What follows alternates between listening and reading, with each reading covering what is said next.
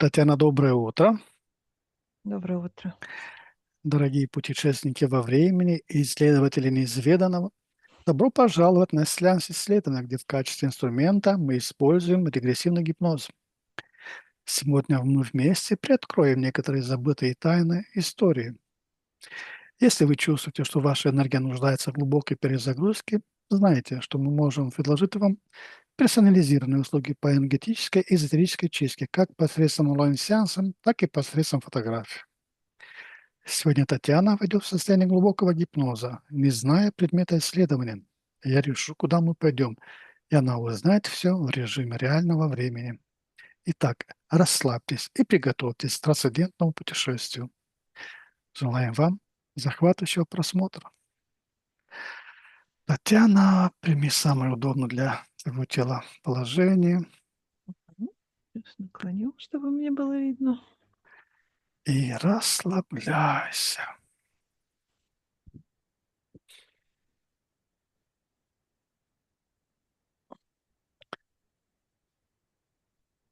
Отлично.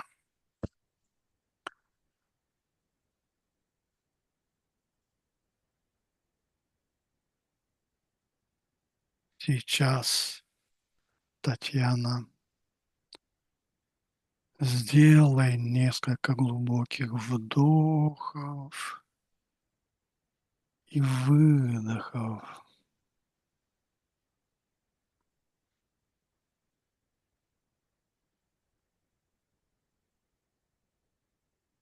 И просто слушай мой голос.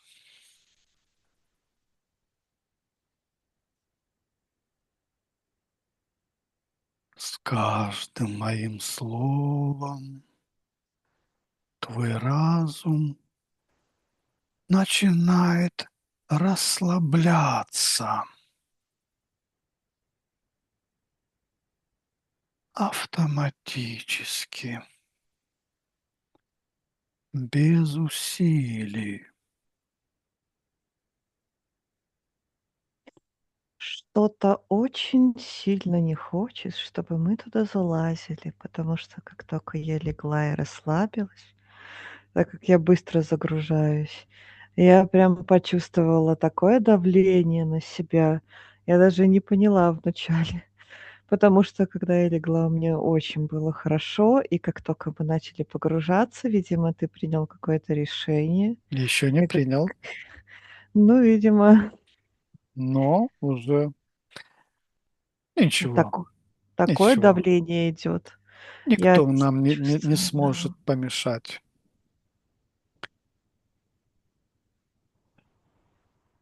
Чем больше ты его слушаешь, тем глубже ты погружаешься. И это приятное и ожидаемое для тебя ощущение.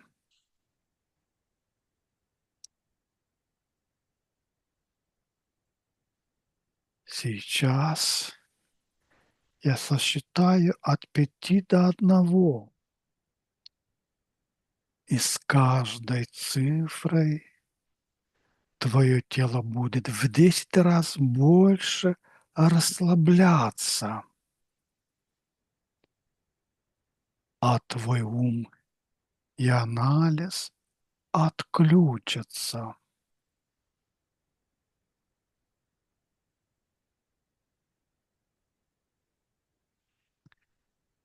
5.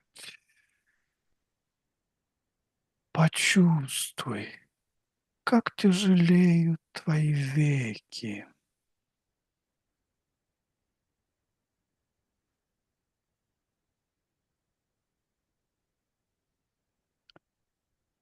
4. Мышцы лица смягчаются.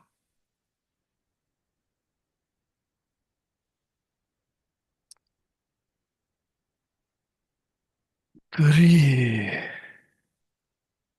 Плечи опускаются, и тяжелеют руки.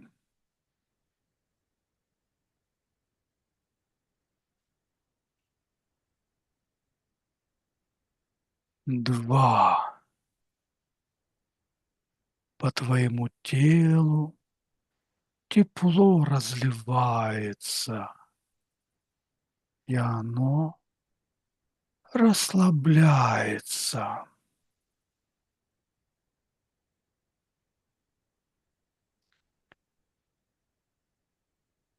1.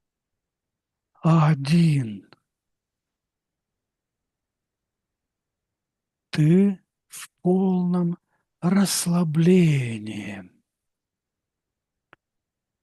Теперь твой разум полностью открыт, и каждое мое слово проникает в твое подсознание, получая нужную информацию. Следующие 3 цифры унесут тебя в 100 раз глубже. 3, 2, 1. Ты в идеальном трансе. А теперь, Татьяна, на счете 3 мы отключаемся от коллективного сознания. 1, 2, 3. Встречаемся на счете 3 в гипнотическом пространстве. 1, 2, 3.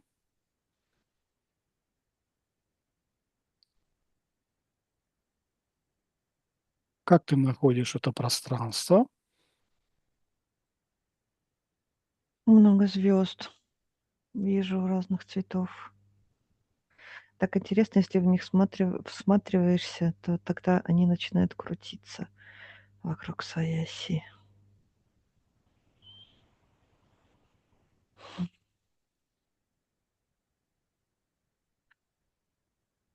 Есть нечто, что может нам помешать? Да, есть, что-то меня дёргает. Ну, потому что как только мы начали погружаться, я ощущаю это давление. Давай на счете 3 повысим наши уровни энергии и вибрации до максимального значения и переместимся в такое пространство, которое нам позволит беспрепятственно исследовать нашу сегодняшнюю тему. 1, 2, 3. Какой это уровень? Еще выше поднялись. Пишет, как-то на 10, я не знаю, что это значит. Мгм. 10 уровень, да? Да. На Хорошо. де на 10 выше, вот так, на 10 Мгм. выше. На 10 выше. Замечательно. Да. Тема С сегодня... Давай, Я скажи. хотела сказать, что, ну, мое тело, я много чего чувствую через тело. И щас, когда мы поднялись, стало все тише ощущаться. Мгм. Мгм. Тема нашего сегодняшнего исследования называется «Общие механизмы», то есть механизмы нарушения законов свободой воли религиозными структурами. Так что на счете 3 подключись к этой тематике, ко всем каналам. 1, 2, 3. А, да. А теперь на счете 3 раздели все эти информационные каналы на 2 части. Те, которые правдивые, и те, которые ложную информацию об этом Я раз подают. и знаю, что тебе скажу, ложное, как она защищается. Правдивая информация вот так в сторонке отдельно лежит. Мгм. Ложная информация — это такая система защиты. Интересна над тем, что она очень активная. То есть когда ты только начал произносить эту фразу, пошел процесс разделения, и получается, с правой стороны, светлым светится, правдивая информация, с левой стороны идет, вот такая иллюзорная, путанная, и она Мгм. очень активная. Она как, дребезжащие волны, света, и которые очень даже при этом давят.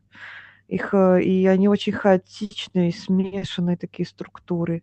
И что интересно, что там темное смешано со светлым, и оно так, знаешь, как переливается и, знаешь, затемняется и вспыхивает, затемняется и вспыхивает. А еще когда ты сказал, как только ты сказал: "Подключись к этой теме", еще до того, как разделиться, мне пришла такая, знаешь, как машина по сбору душ, такая фраза пришла.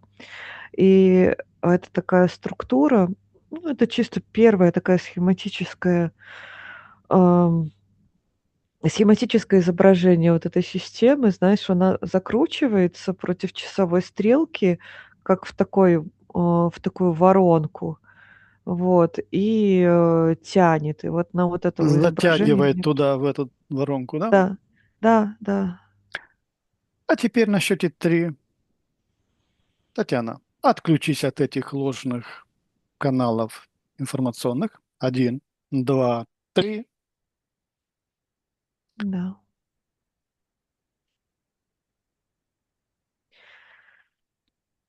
Так. Они сразу, как только отключилась, сразу стало легче на них Мгм. смотреть.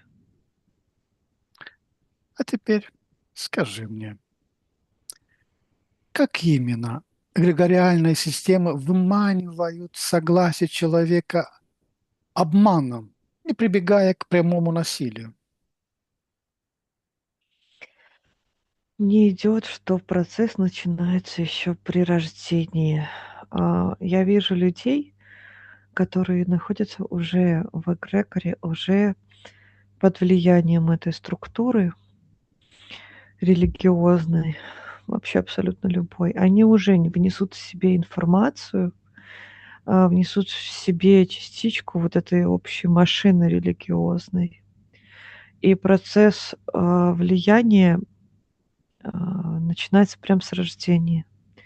Человек связан со своими родителями, со своим родом, вот, который здесь находится, и, а, это уже является влиянием на него. То есть целая цепочка, да? Да, это целая цепочка, прям как вот непрерывная такая. Он рождается, я вижу, стоят его родители, и дальше за ним все родственники. Вот приходит ребенок, и уже происходит процесс влияния от родителей до ребенка, так как они связаны, тем более через пуповину.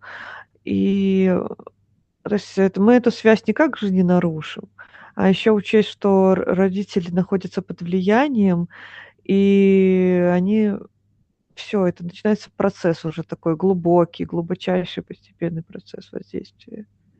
Всё, они уже затягивают. Ну, мы это еще рассмотрим. А теперь скажи мне, что представляет собой так называемый хозяин, которому принадлежит как и белый, так и черный эгрегор?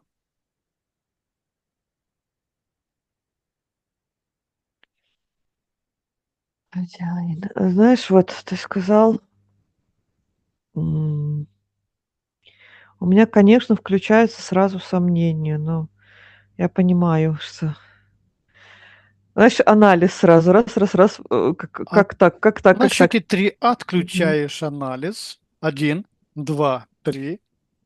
Он не Дело в том, нужен. что мне первое пришло: вал. Мгм. Вау. И я увидела, ой, все, мурашки пошли очень сильные. Ой, фу, как, неприятно в теле. И да, вот как ты сказал, во главе и сразу вижу на троне сидит. Мгм. Такая ассоциация пришла, как Вот есть скипетр и держава. Вообще, то есть, просто буквально мелькнула и пропала. Просто я вижу у него в руках атрибутику, и вот он вот так сидит, восседает на своем троне. Кроме Большой. Вала, есть еще кто-то из, не из рядовых, а с более...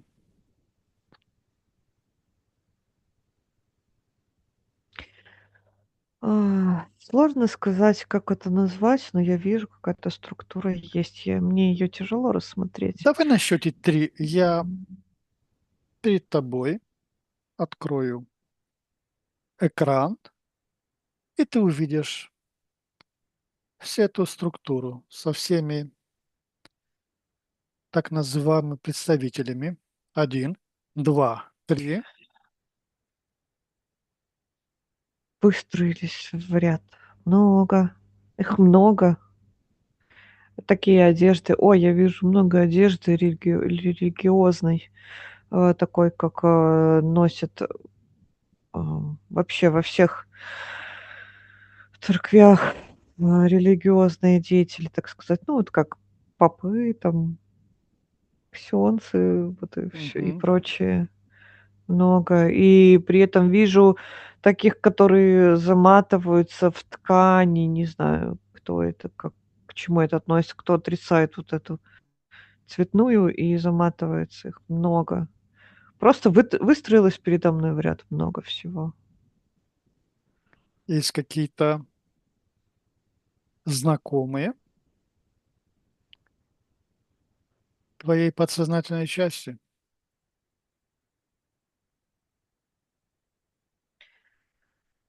А, и да, и нет. Вот если А ты конкретно. задай вопрос. Мгм. Вопрос каждому. Ну, если мы вопрос, пускай представится, кто ты такой. А, 1 вышел Ошо. Ошо. Мгм.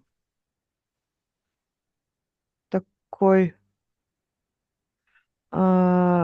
загорелый мужчина Мгм. с длинной бородой, седой, Мгм. такой вот он вышел, глаза хитрые. Я слышала про него, для меня знакомое, но я не знаю, как он выглядит. Он не он. Ну, в плане, Мгм. что у меня нет, возможно, видела где-то, просто забыла, не знаю. Ну, вот он есть. А, ну, он помягче немного. А вот стоит какой-то из пап римских, вот прям вот такое у него, кто он сморщенный.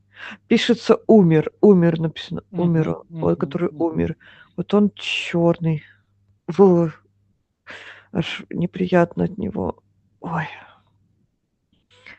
какой-то монах страны, такой с сверху у него такая, как, шапочка такая, маленькая шапочка сверху, а, надета.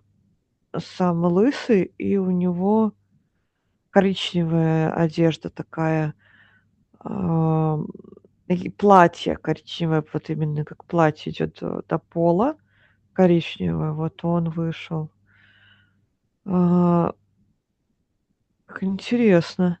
Вышла, я как как вот буддисты, я так понимаю. Это такое оранжевая какая-то Мгм. одежда. Это они, не они, оранжевая вышла.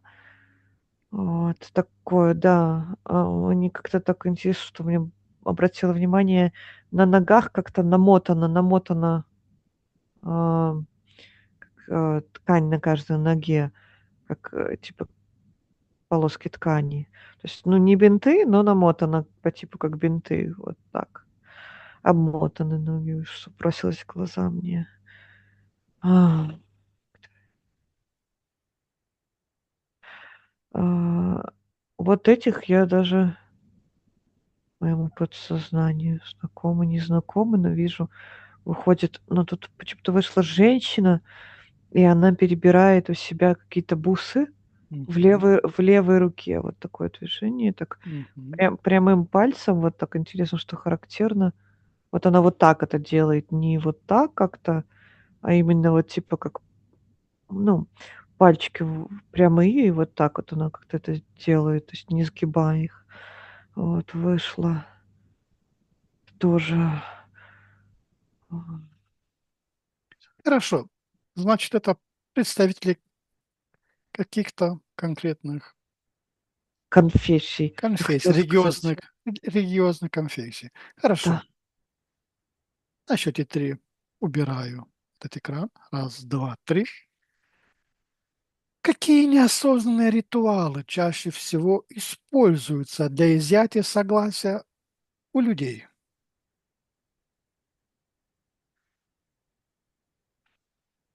Неосознанные для людей или Да. неосознанные, ну, они так, ты вот говоришь неосознанные, они неосознанные для людей, но Люди не очень понимают, глубокие. что с ними происходит. Да, самое первое, вот просто как ответ на твой вопрос, что я услышала, что мне даже не показали, это черномагические. И особенно через вот как-то показывают почему-то губы. Как, знаешь, вот все через губы идет. И не только это вот какая-то жидкость, еда, Мгм. а вот, соприкосновение. Ну, вот как интересно, что показала губы. Все, что вот губ касается. Да, а теперь следующим. Ой, говорение. Вот когда произноси. Знаешь знаешь, когда вот молитвы какие-то, Мгм. Мгм. Мгм. фразы, которые говорят: "Вот это читай, и все нормально". И вот они читают, а что читают, не понимают. Но это тоже ж через губы идет, показывается. Какие-то религиозные ритуалы, да, произносятся какие-то. Знаешь, сколько раз они себя отдают через слова? Вот так пришло. Отдают. Ну, как программу зачитывают, Мгм. Мгм. себя, отдать себя, отдать на вот эту волю. Даже просят об этом, да? Просит и программирует. То есть начинается все просто с говорения, а это все проходит, начиная с этого уха, с нашего мозга и внутрь пошло. То есть через всю систему Мгм. пронизывать прошло. И оно, знаешь, так проходит вот мягко, но очень верно и очень направленно. И через всю систему человека. Мне аж холодно стало от этого. Ой, такая вот, знаешь, как оно сначала проходит, а потом вытягивает вот такую Это жизненную энергию. молитвы, псалмы, да? Да, все вообще, не только. То, что мантры тут написано. Вообще все. А самое интересное, что вот сейчас я сказала про мантры, и мне пришло, что как их исказили. Их очень тоже исказили. В них вшиты подтексты. Только сейчас я попробую объяснить.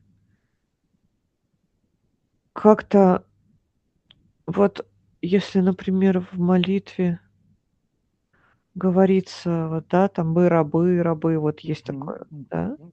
то это понятно. А под мантрой так странно, что говоришь вот одно слово, вроде бы оно ничего такого, вот нету в ней вот это вот слова, да, а под ним вшито вшит смысл искаженный. Через ритм, или как он вшивается?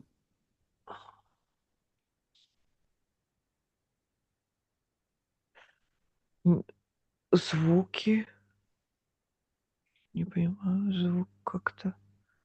Звук волна идет. Мгм. Мгм. Звук волна вшивается. Всё. А еще изъято пришло. Сейчас что-то еще изъято там То есть было. могут изъять одно слово, заменить другим словом, да, и меняется полностью смысл, да? Да, вот эта светлая частичка, ниточка вот эта светлая Мгм. изымается, и все. Как через символы или сны можно забрать согласие, не спрашивая человека напрямую?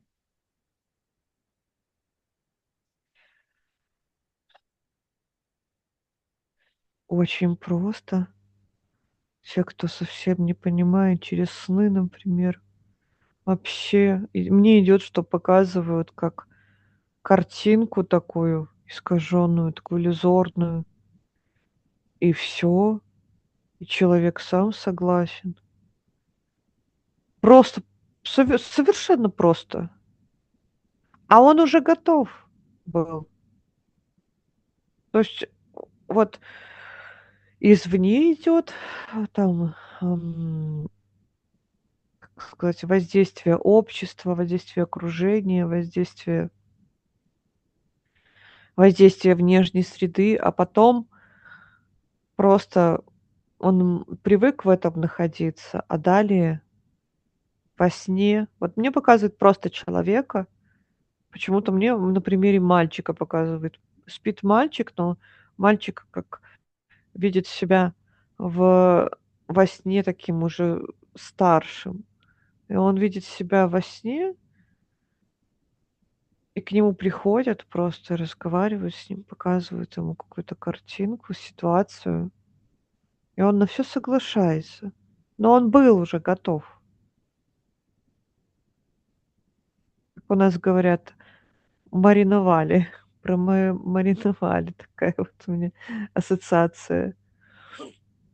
То есть его подготавливали, а затем дело за малым, и все, и он уже готов, он уже согласен.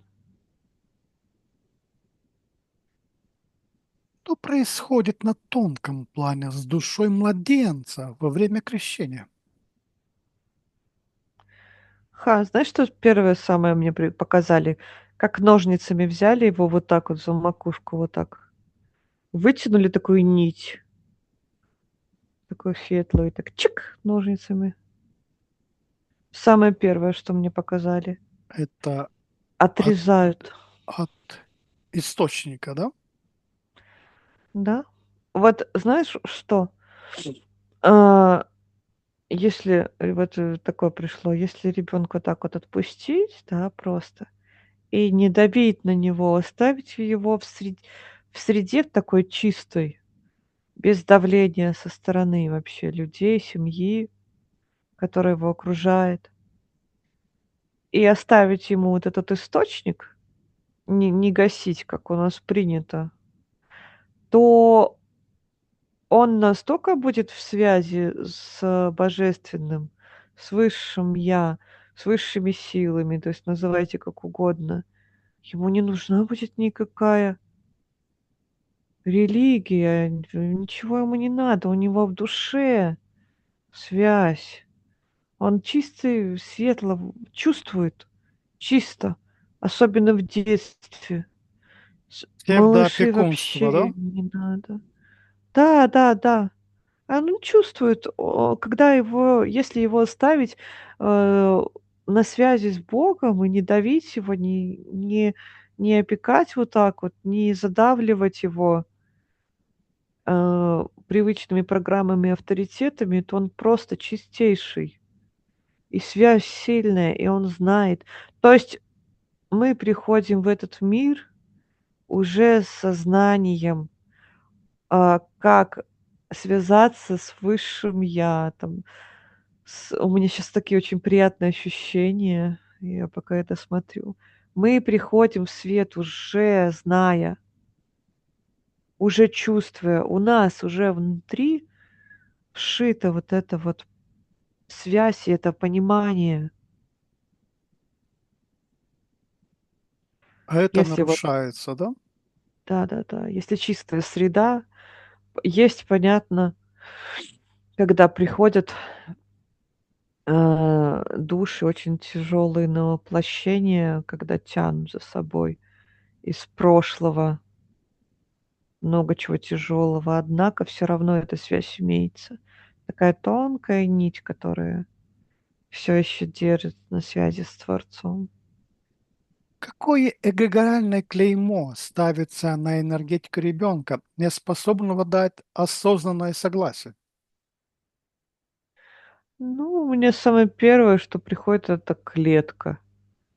Ты говоришь клеймо, да, казалось бы, а я вижу клетка, как вот просто его за- сверху Запирают. запечатали, заперли, да. И она очень тяжелая.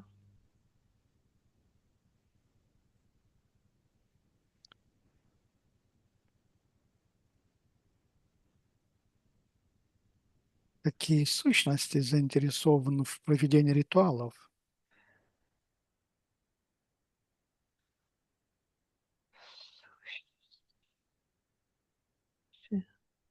Посмотри во время крещения, что творится на тонком плане.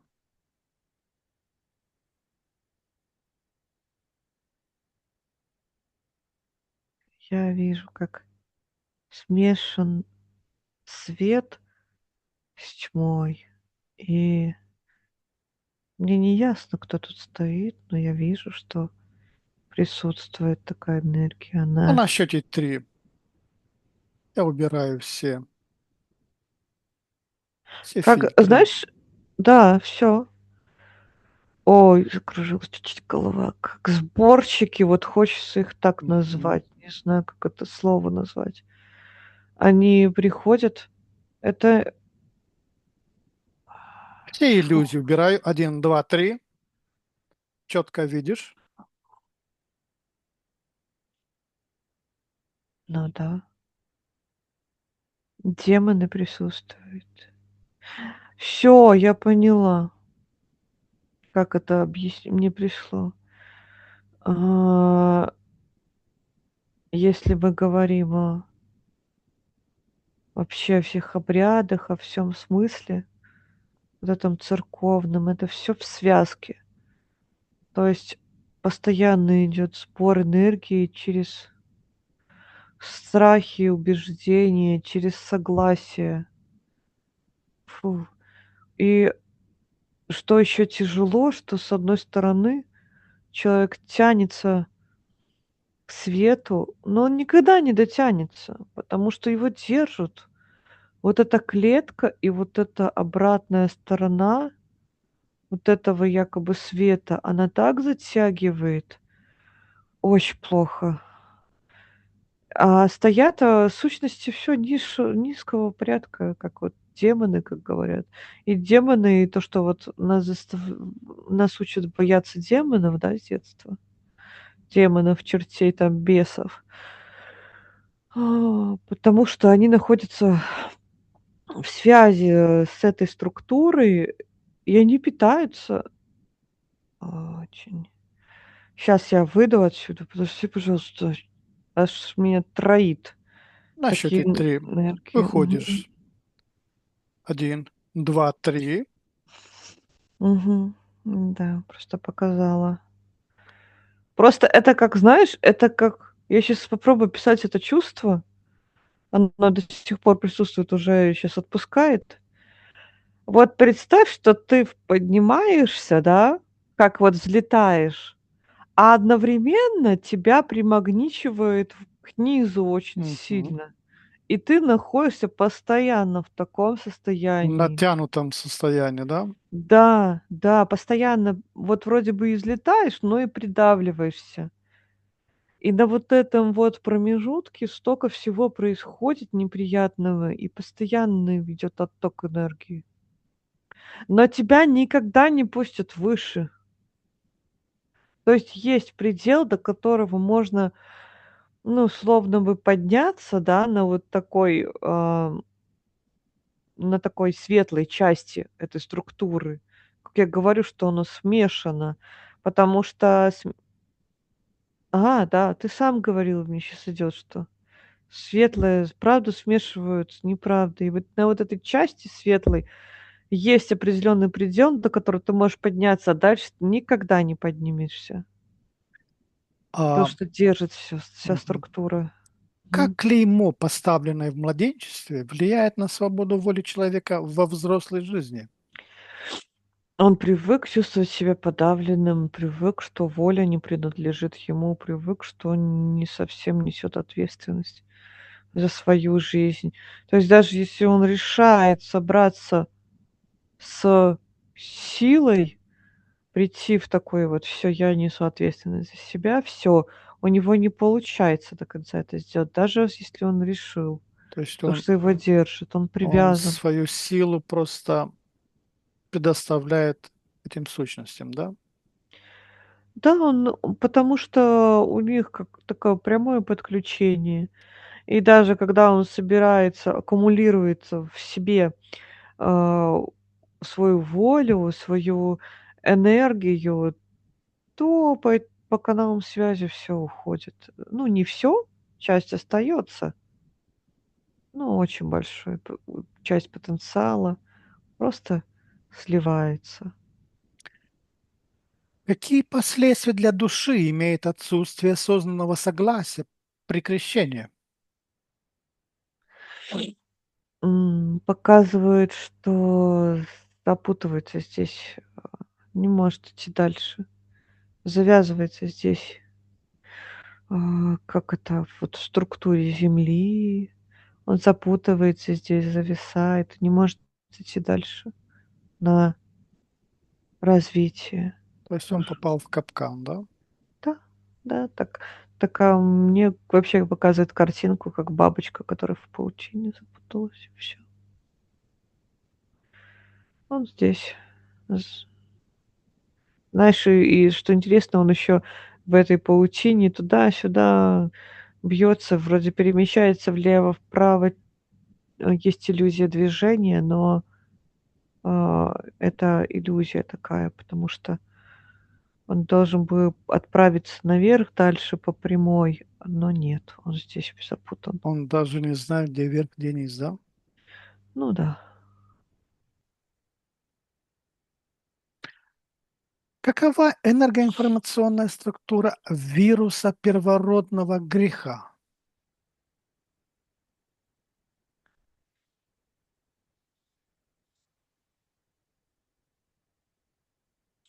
М, Вообще мне пришло, что греха не было.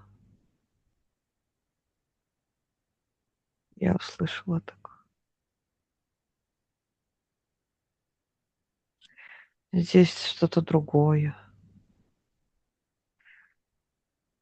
Только я не понимаю, как до этого добраться, с какой стороны подойти. Так интересно, защита. Сейчас, я думаю, что можно было бы как-то ее преодолеть. Я сейчас трогаю такую структуру плотную, холодную. Ну, когда ее так трогаешь, она то ли как и металл, то ли как какой-то мрамор такой гладкий, холодный. М, Давай попробуем с какой-то другой стороны подойти к этому вопросу. Посмотри, когда этот вирус внедряется в человеке, вирус первородного греха. На счете три. Один, два, три.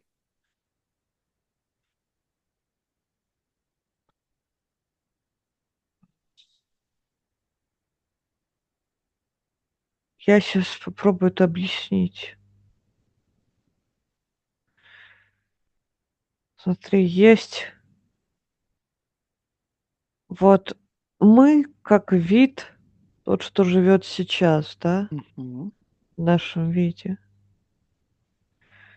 Есть те, кто были до нас.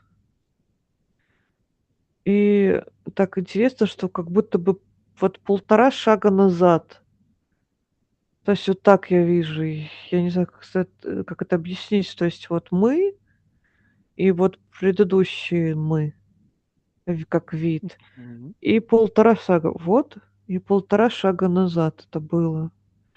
Это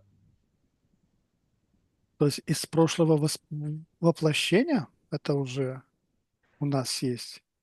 как нет, это как про людей вообще, как вид. Вот мы как Мгм. вид. То есть То мы есть как вид уже являемся грешными, да? искаж искаженными, да, мы уже другие. Мы не такие. И это было внедрено в нашем предыдущем виде, то есть в виде как человека, Мгм. вот поколений, как, в расе, если мы будем говорить про Мгм. расы. То есть понятие раса мне не нравится, потому что оно у нас другое значит. Понятие поколения как будто бы тоже не подходит, а вот вид человек Мгм. прям больше всего отражает суть. И было Это это искажено введено предыдущим. в ДНК в нашем? Да, да, да, это введено, причем что я вижу, пришли темные, очень мутно видно. Так очень холодно, такие мурашки по ногам поднимаются. Что-то случилось. Вот они такие темные. И мы изменены. Я только вижу, как, сущности существ, хочется сказать, не Мгм. сущности, как существ. Они черные существа, они прям черные. И я вижу, что они пришли, но сам процесс внедрения пока я не вижу. Но абсолютно точно знаю. Это знаешь, как вот, если бы литературным языком выражаясь, Мгм. как сказали бы, что мы все прокляты, знаешь? Как Прокляты, бы потому что нам ввели кое-что в да, ДНК. да, да, да, вид. И это даже сложно вот понимаешь, даже сказать ДНК, это словно бы только часть из того, что Мгм. произошло. То есть мы вообще как вид другие. Склонны к греху. Вот так вот у меня идет Мгм. со стороны. Слышу, говорят, как склонны к греху. Вот А мы посмотри на счете 3, и когда перекрыты. это мы когда решили получить контракт о инкарнации, тогда нам ввели вот эту программу. На счете 3 ты увидишь четко вот этот момент. Один, два, три.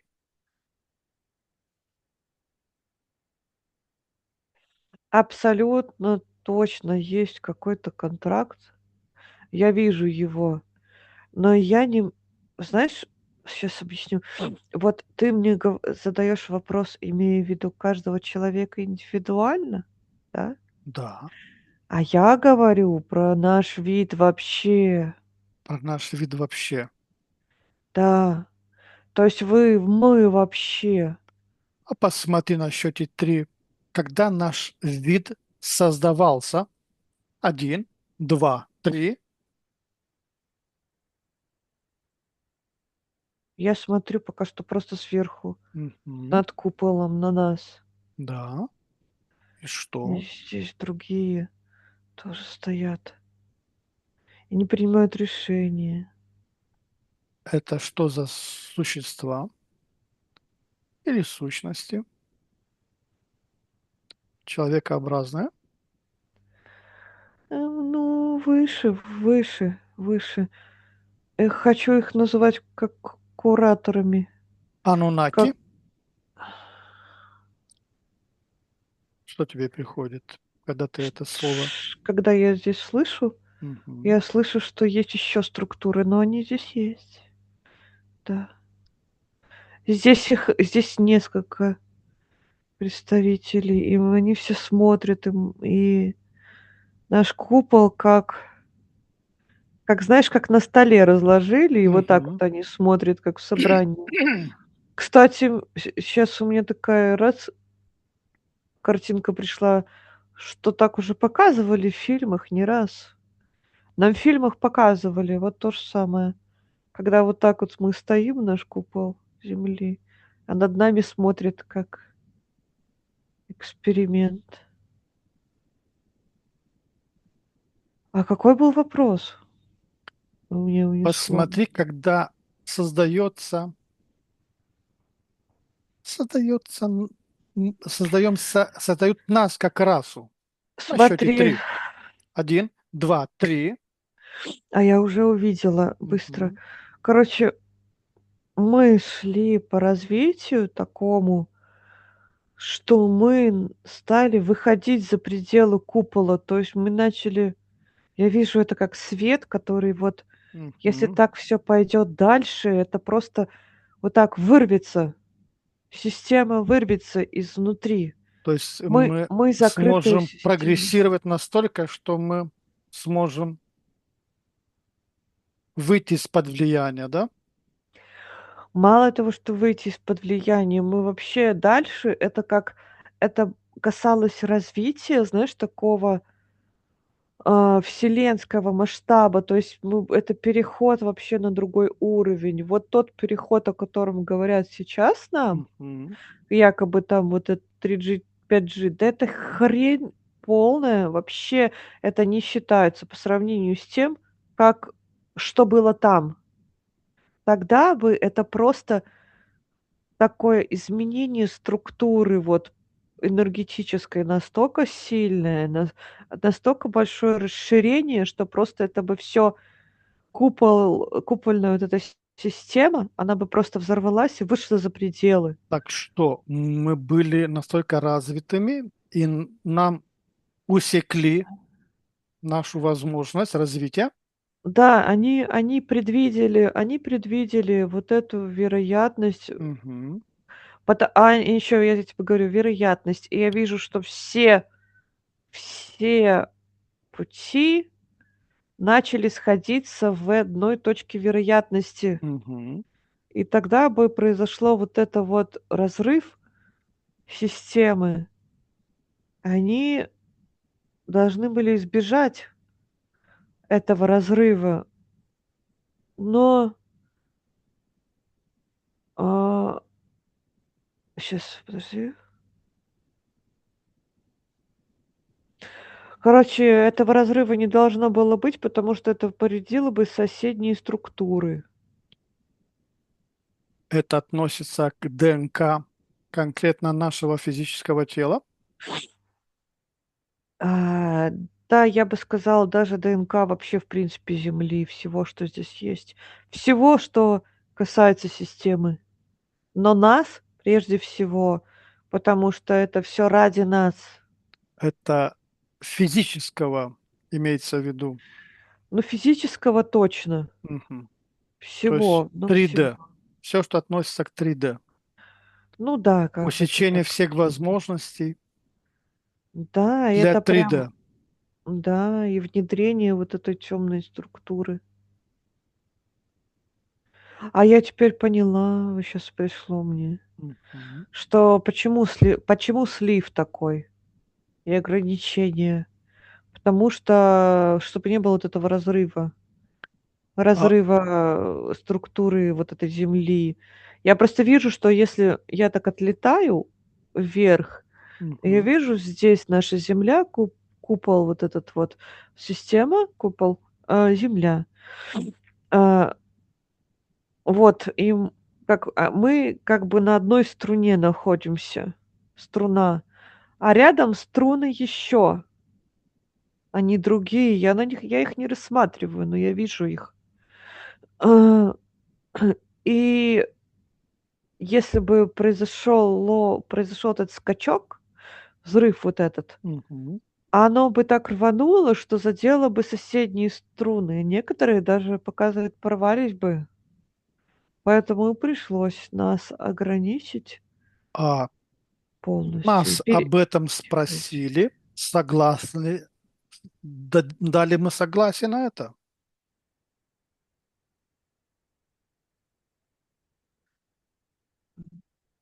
сложно сказать. На счете 3 ты четко видишь этот момент, когда принимают решение, и мы Почему мы позволяем это делать? На счете три. Один, два, три. Сейчас объясню. В один момент прихода сюда мы дали согласие на то, что мы сюда заходим. То есть мы понимаем, на что идем, мы говорим «да». Вот так, если в общем сказать. А Если бы мы захоть сказали нет, мы бы не смогли сюда прийти. Да, сейчас объясню. Было Мгм. первое «да», было первое «да» на входе сюда. Первое «да», когда заходишь. Мгм. А затем, поварившись здесь, происходят такие искажения восприятия, Мгм. что далее невозможно уже Принимать чи какое-то решение на да или нет, да-да-да, да? нету чистоты разума. То есть это Мгм. все, Мгм. это такая выходит путаница, такая каша, что уже дальше даже как будто бы показывает так интересно, даже твое «да» словно бы, как это сказать-то, тонет и растворяется. Вот так. Мгм. Мгм. А теперь, Татьяна, на счете три переместимся в тот самый момент, когда меня лично спрашивают об этом, когда я первый раз пришел. Один, два, три. Ты меня видишь? Э, я вижу такого интересно, что я понимаю, что я сейчас чувствую и понимаю, что ты не человек, но Мгм. я вижу тебя в образе человека. Ты сидишь вот так вот, сложив руки, вот так вот, наклонив голову и смотришь так задумчиво, скучающе на все, что происходит. И я себе передаю информацию, что я ни в коей мере не должен отвечать согласием на их требования. На счете три я передаю себе эту информацию. Один, два, три.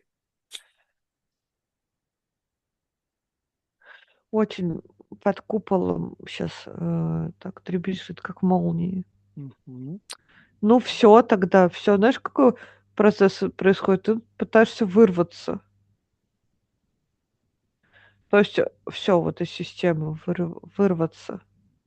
Все, я принял решение не принимать их, но я все равно буду здесь находиться, собирать опыт. Да, измени систему изнутри, Мгм. говорится. Не знаю, кто это ж говорит. Мгм. Слышно это мысли. Посмотри, вот эта волна, вот это принятие решения мое, оно достигло этого момента.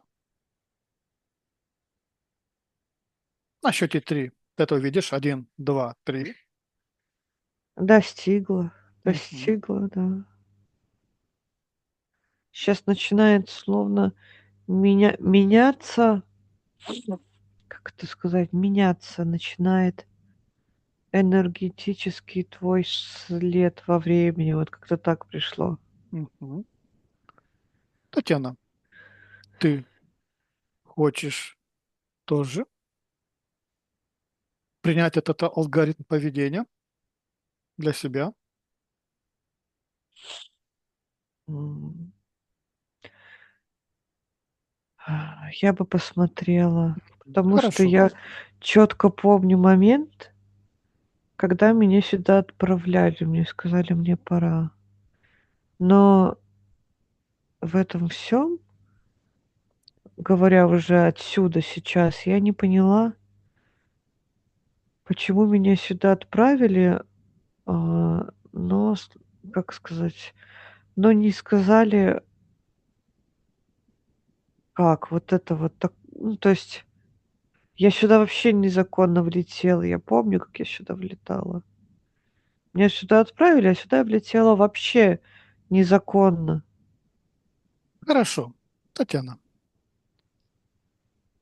в конце ты примешь решение для себя. А теперь продолжаем наше исследование с тобой. Да. Как ложное чувство вины парализует волю человека на клеточном уровне?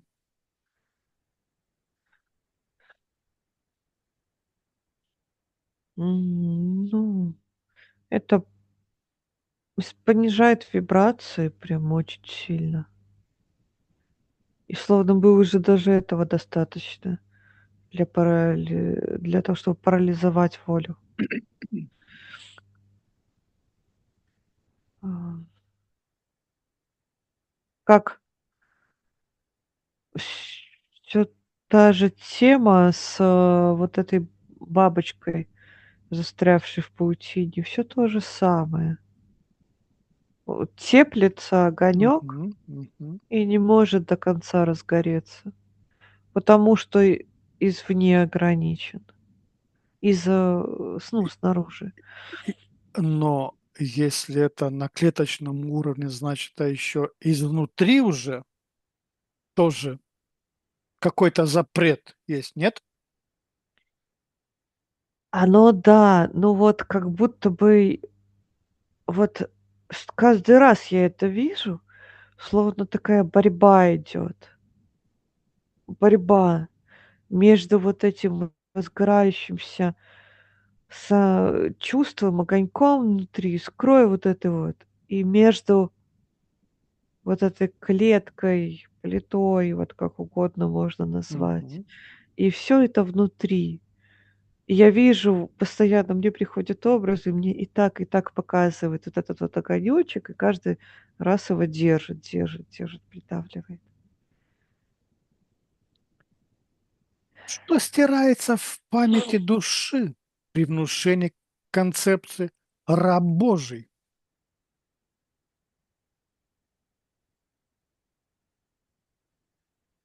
Сейчас скажу.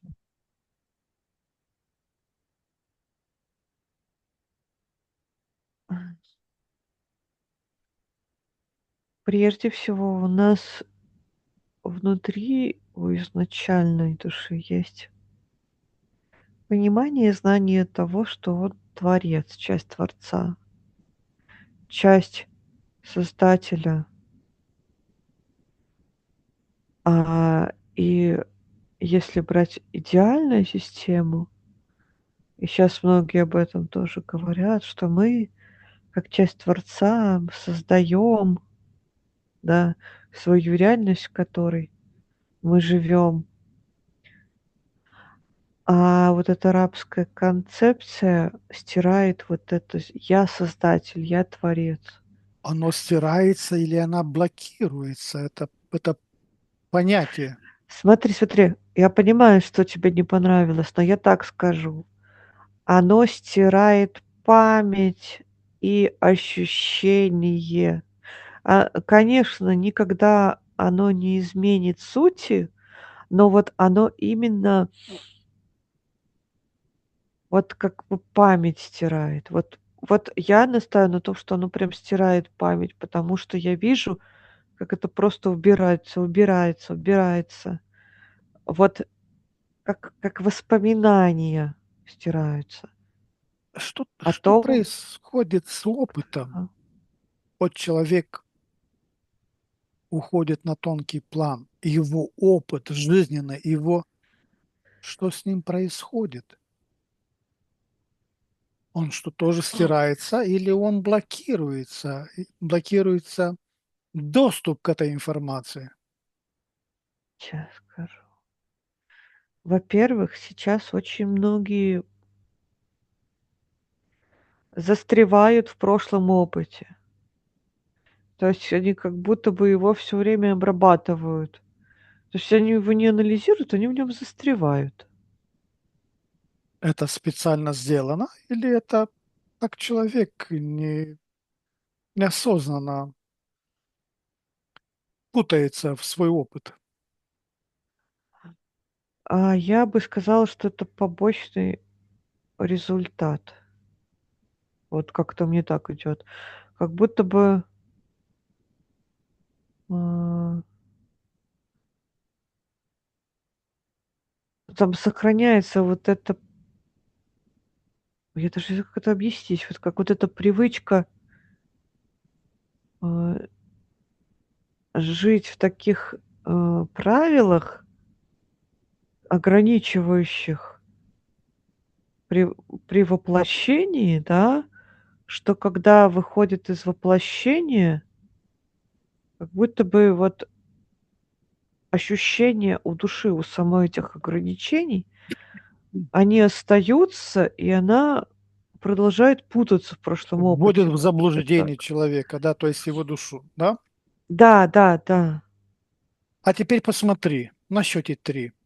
Вот после того, как я проделал изменения, посмотри в прошлом моем воплощении, когда я ушел на тонкий план, у меня эта путаница сохранилась или все было в порядке? На счете 3. 1, 2, 3. Мне самое первое, что пришло, что ты все проанализировал. Что ты проанализировал вот так вот по полочкам. Ты спокоен, ты не путаешься. Анализ. То есть все и вообще весь опыт, который я набрал, он, Это знание в знание.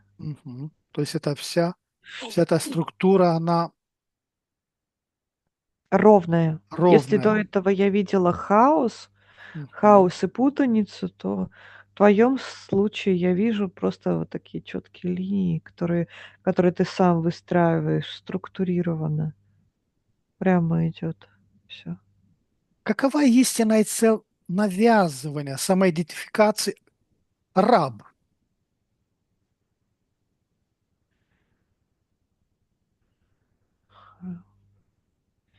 Остаться здесь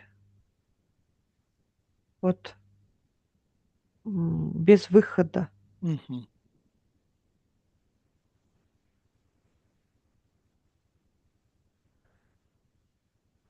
Почему-то сейчас пришло, как в террариуме.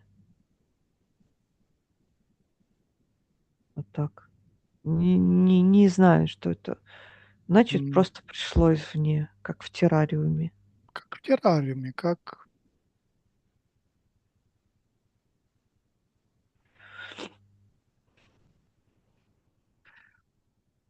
А как поклонение мощам, костям, распятиям привязывает внимание человека к некросфере?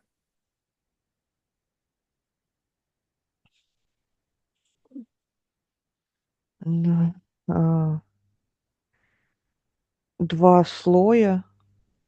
Мало того, что на энергетическом плане, да, а, постоянное касание вот этой, а, я бы сказала, типа смертельной чистоты вот Мгм, этой мгм, вот, погребения, оно на тонком плане, ты ну, синхронизируется, мгм, получается, вибрация с этой низкой мгм, вибрацией. мгм, Так и внимание человека просто вот на физическом плане.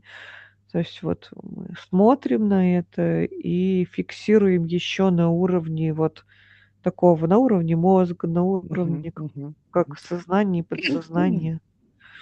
Наш фокус внимания на этом и все. Такие 2 слоя: энергетический и такой психологический, вот так я бы сказала. Какие сущности некросферы питаются энергией поколения мертвым символом Мне первое, что пришло — лярвы, лярва? да.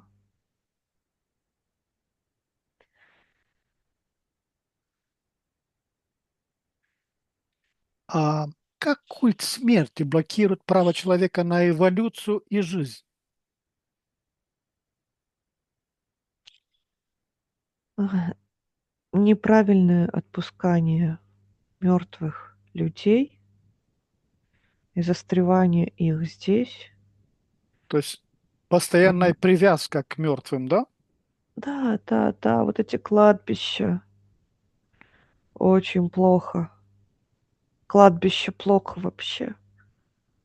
Вот, потому что завязывается. Это как, знаешь, вот как вместо того, чтобы вот так вот отпустить вверх, мне показывает, просто чтобы оно дальше пошло, как переход.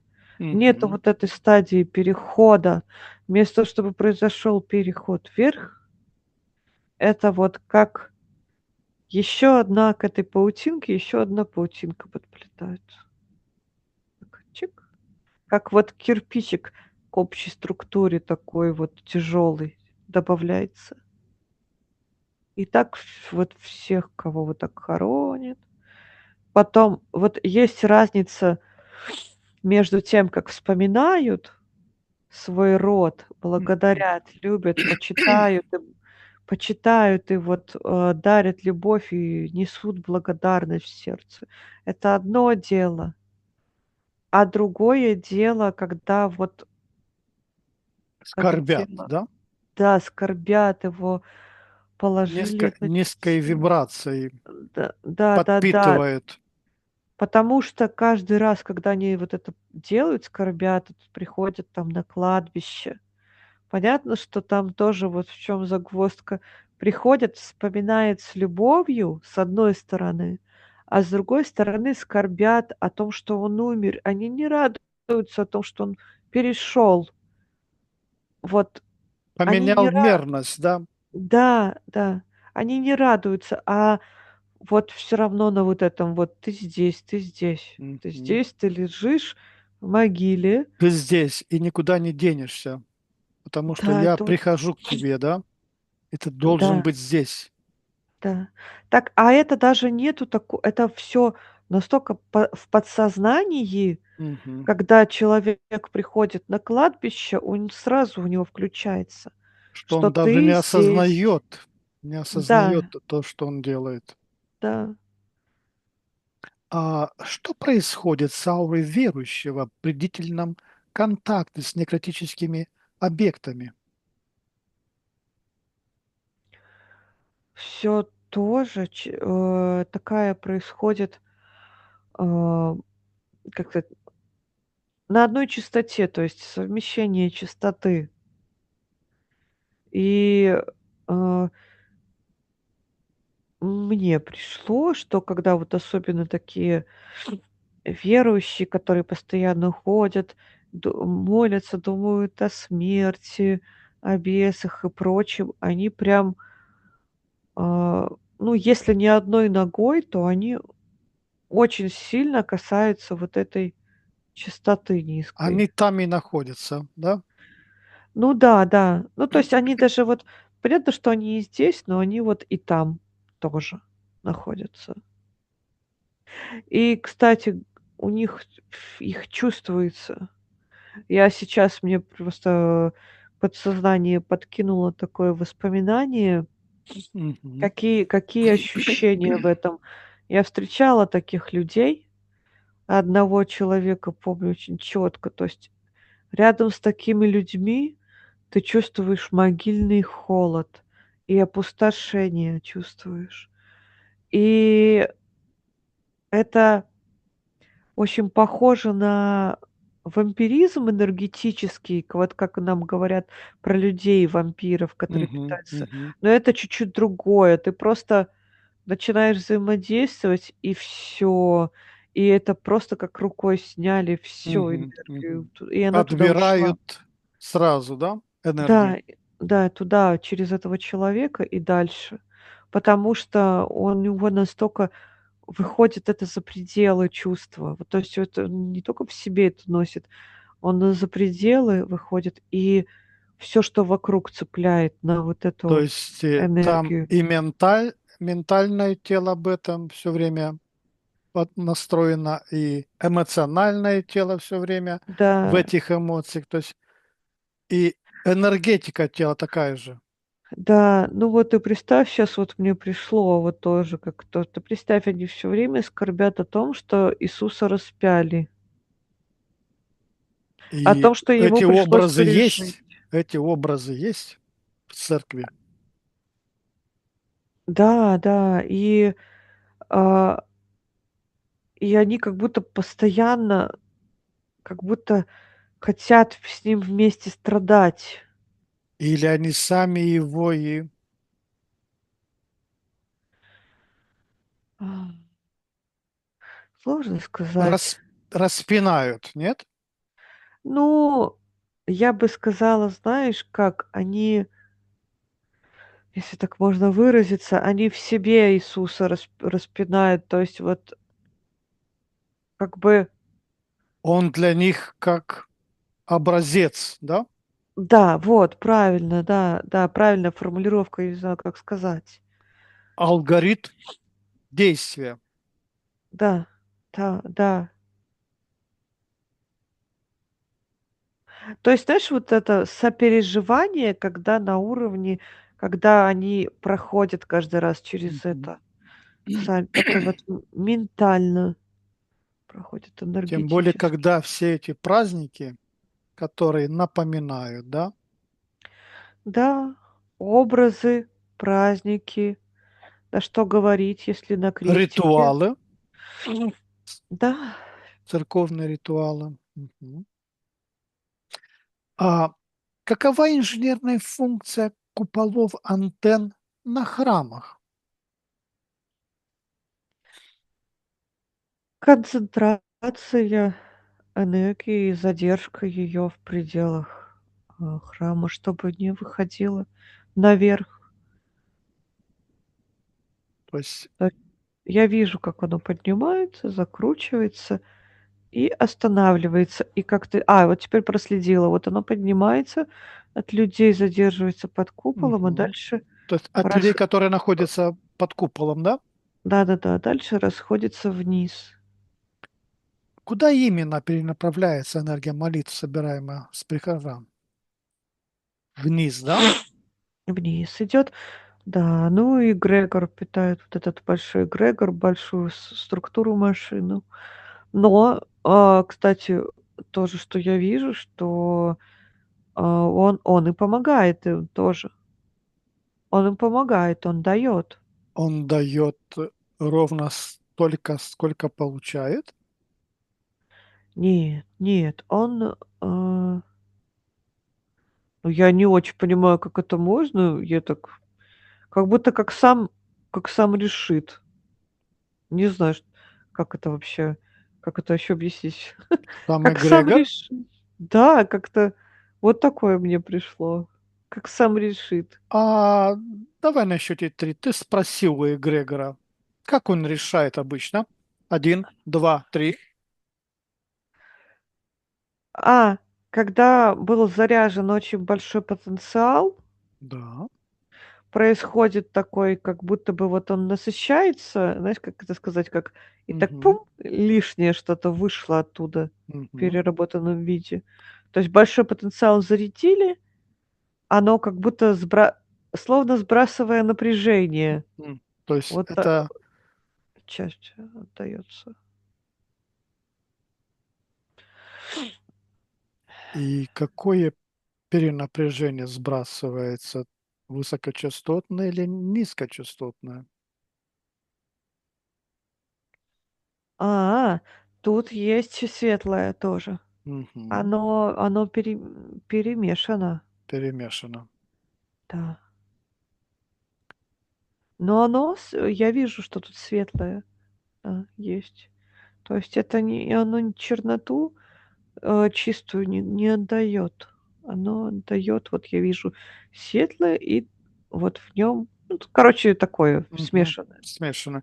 Какие да. сущности тонкого плана получают питание от храмовых ритуалов?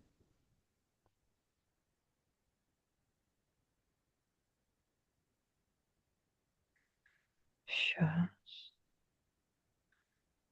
подожди. М. Я вижу бесов, вот их хочется назвать так, и бесов вижу. И я вижу, как изображение, как ангелов. Таких тоже вижу. Так Мгм. интересно, просто ты сказал, я немножко не все равно вот в растерянности, потому что я вижу, как вот бегает вот это бесы по Мгм. внизу, вот тут по углам, а сверху вижу крылатых. То есть они тоже заправляются этой энергией, да?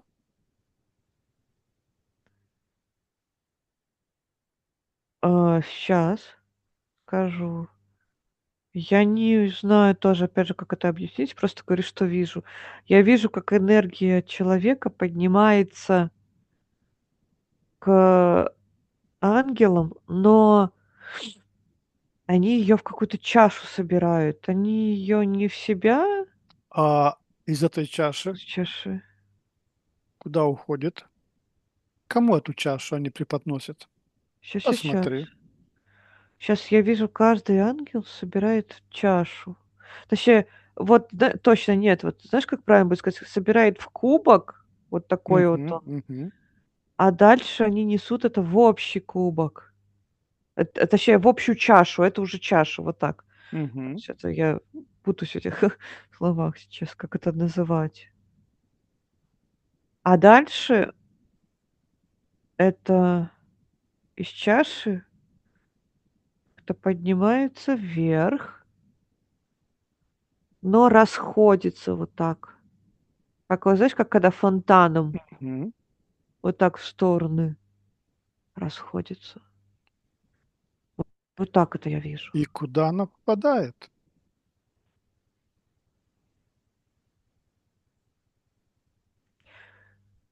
Как будто бы на купол.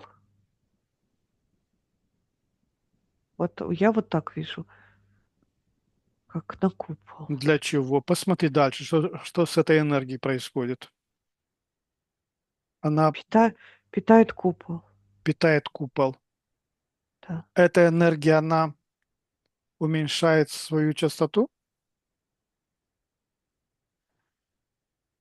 А, в пла ну нет, я бы не сказала, что она, уменьшается. Она трансформируется, перераспределяется. А Вот так. почему прихожане не ощущают, что их эмоциональная энергия уходит?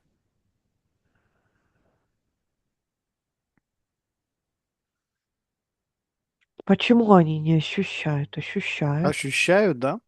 Да. Они, когда выходят из Они церкви, же они чувствуют облегчение. облегчение. Да. Чувствуют облегчение. То есть Но хочу сказать, облегчение, то есть от того, что они остались без энергии. м, да, но есть такая разница, потому что когда они приходят с таким каким-то вот запросом, к чем, Мгм. что их тревожит, вот это вот, ну, оно же их заставляет напрягаться. Это потенциал, который в идеале можно было бы направить, с помощью вот своего вот этого самосознания себя как творца, направить через себя в действие и на реализацию. Но заходя туда, они просят, и вот этот потенциал избыточный, который сформировали, Мгм. который в идеале мог быть направлен во внешнюю среду, они его перекладывают туда, и вот эта энергия, она расходится, и поэтому они ощущают облегчение, потому что Какова? они его Мгм. сбросили. Мгм. А изначально, по-хорошему, я услышала просто краем уха, пока вот ты спрашивал, что по-нормальному должно быть, они должны, наоборот, заряжаться ну, то есть по-правильному. Выходя из таких мест, надо было бы заряжаться, наоборот. Хотя бы трансформировать низкочастотную энергию в высокочастотную, нет? М, а, как-то такого нет, но это как будто бы в памяти в нашей хранится о том, что мы могли приходить в подобные места и заряжаться там, а не а не облегчаться, потому что, ну, честно, это выглядит как вот как будто бы Мгм. пришли и сбросили с себя, ну, вот этот. Какова энергоинформационная матрица программы вечных адских мук?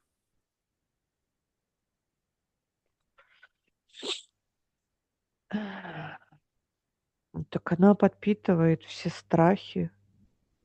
Она еще помогает формировать вот этот вот потенциал, который сбрасывается. То есть Мгм. она так, держит напряжение, на ней формируется, потенциал, потому что когда человек думает о том, вот сколько он нагрешил, какой он плохой, нехороший, или, например, наоборот, думает о том, что вот какой я молодец, вот я вот этого избегаю, но все равно формирует вот такой вот этот потенциал, этот клубок энергетический. Это вот эта часть давящей вот этой структуры. Она стимулирует. Вот так, стимулирует и давит. Как страх ада калечит ментальное тело человека?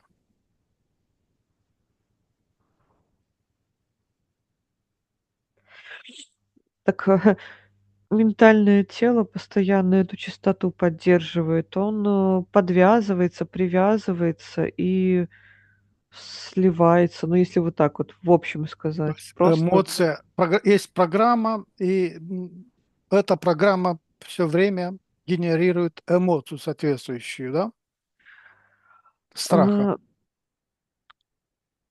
а, глубинно, да, но еще как бы даже, м, как бы это сказать, она делает так, что вот это считается нормой.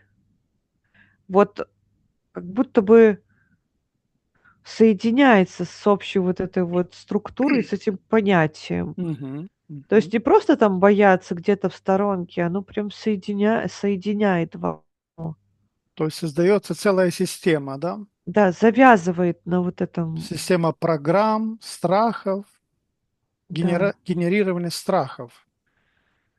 да.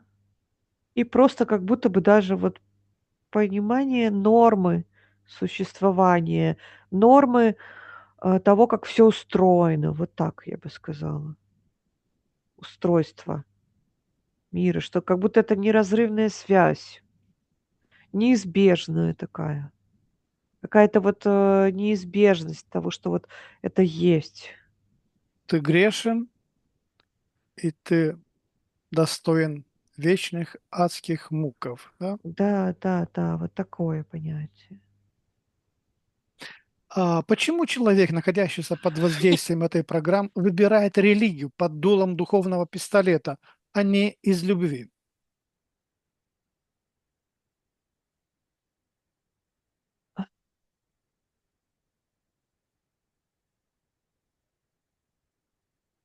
Ну, сейчас я попробую объяснить. Это как? Ну, в разных ситуациях по-разному, но в общем это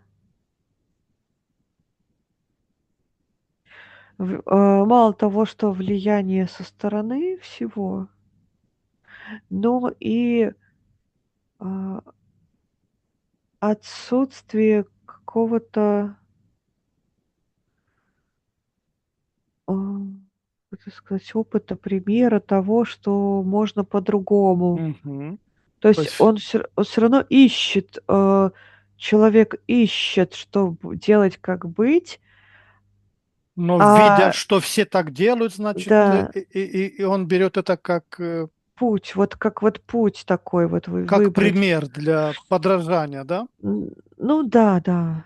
Да, то есть вот он, когда есть стремление, есть путь, и он же везде об этом говорит, что это правильно идти к Богу. Он как бы и чувствует, что внутренне, что чего-то ему не хватает, и он Мгм. хочет идти дальше, но идет туда, где понятно.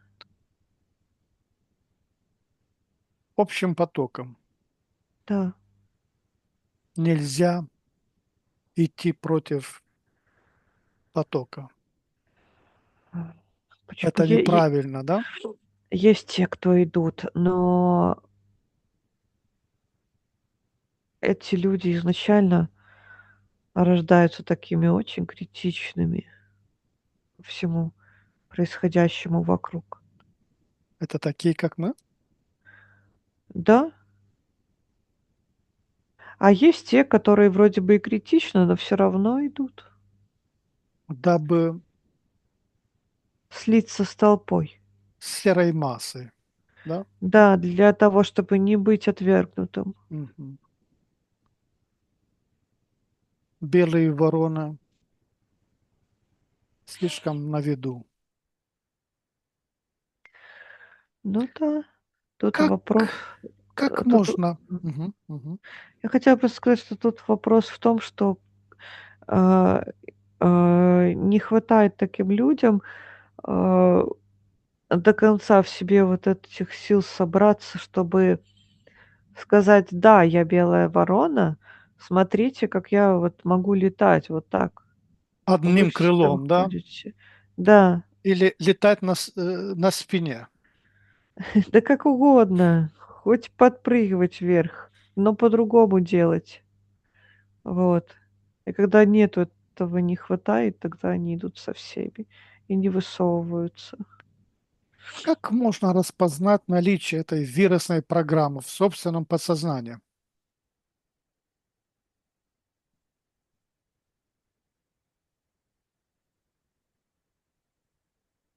Ага. Ну, вообще это просто ментального развития должен быть уровень определенный. То есть как вот, я даже не знаю, с какой стороны-то подойти к этому. Просто, уровень ментального развития должен быть высокий. Отслеживание своих вообще всех реакций, Мгм. а, начиная от тела, заканчивая цепочкой мыслей и о том, к каким действиям они тебя приводят. Мгм. Ну, это надо прям очень четко себя чувствовать и ощущать, где твое, а где внешнее. А еще очень большой страх, если вот, да, сказать просто человеку: "Давай, отследи". Просто, ну, как вот для нас, для вот нас с тобой это будет понятно. А если взять человека, который в системе находится, и сказать ему, то как только он столкнется с тем, что отследит, а, свои даже вот мысли, действия, чувства, то есть он погрузится в себя и начнет в свой самоанализ уходить, да, в Мгм. самоанализ. Он столкнется с этой программой, и она очень начнет сильно защищаться, ему будет страшно. Он скажет: "Да ну, нет, Столько будут какая сомнения, да, если что какая он правильно. глупость". Да, да, да, будут сомнения, будут страхи, и он будет все отрицать. А почему сомнения и критическое мышление объявлены грехом в религиозных системах? Но ответ очевиден, ведь тогда Не позволяет, да? да, ведь тогда все начнут выходить, все, не захотят подключаться к Ай-яй-яй, системе. нельзя так думать, да, Да, нельзя так. нельзя. Это грех. Мгм. Бойся и не высовывайся, конечно. Какие оккультные знания были намеренно изъяты из общего доступа?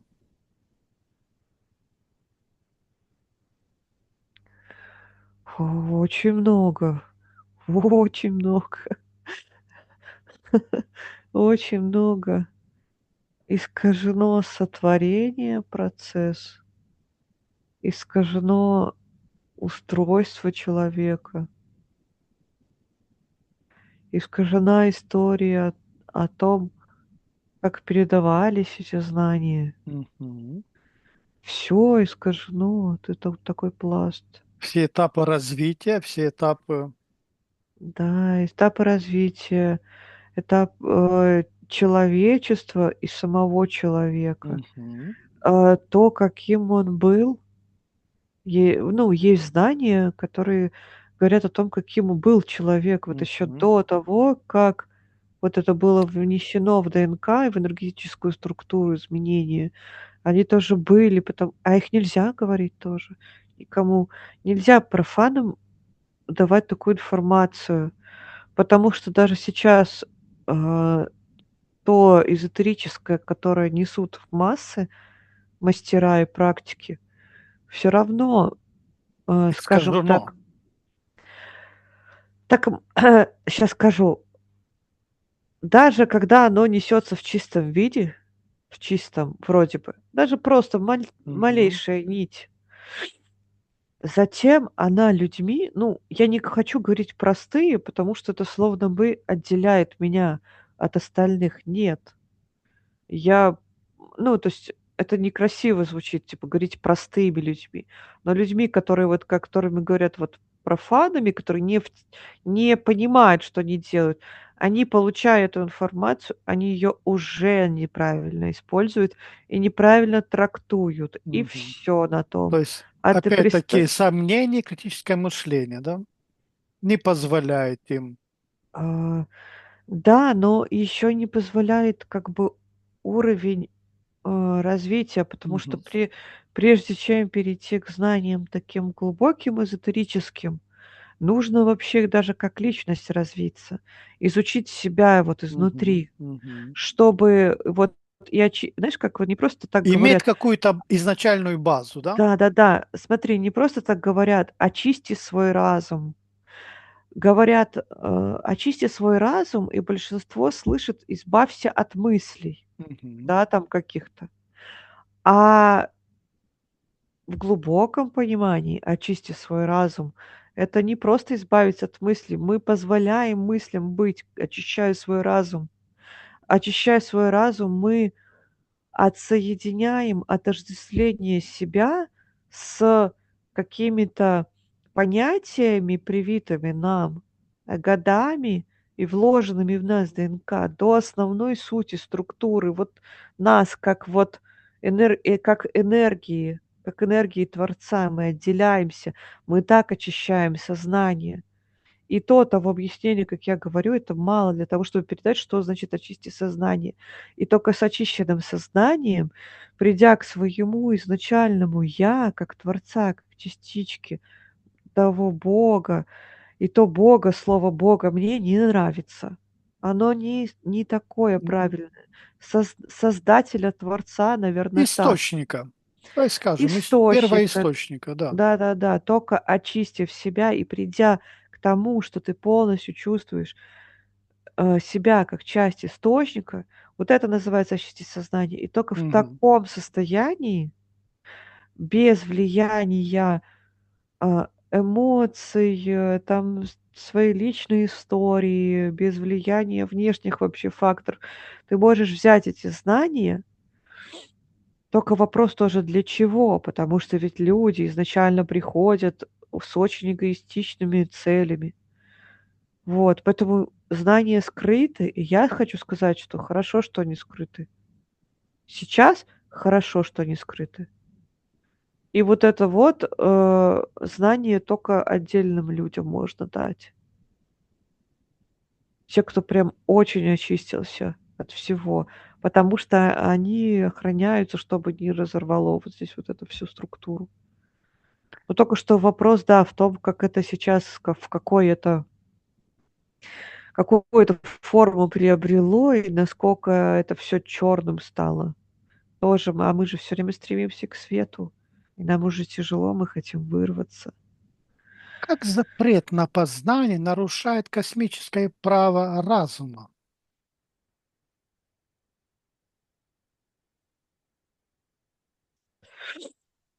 Тут входят, так сказать, входят в работу вот это правило, когда мы говорим "да", соглашаясь, да, на воплощение, где нас путают. Вот. То есть вот вход сюда Мгм. подразумевает вот это вот искажение и вот эти отказы, как будто бы вот так. Я даже не знаю, как это объяснить еще. То есть как будто бы так все вывернуто, что как будто бы и не нарушается. Понимаешь, вот так я бы сказала. Но потом, если глубинно копну, я не понимаю, мне аж как-то я даже не знаю, как это объяснить. Какие последствия для эволюции души имеет добровольный отказ от сомнений?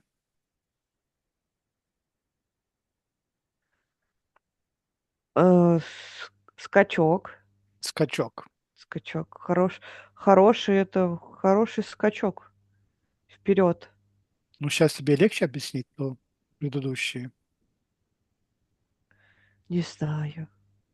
Я просто я сейчас объясню. Я вижу себя со стороны купола, и я вижу себя изнутри, и я вижу энергии, которые проходят вот здесь вот.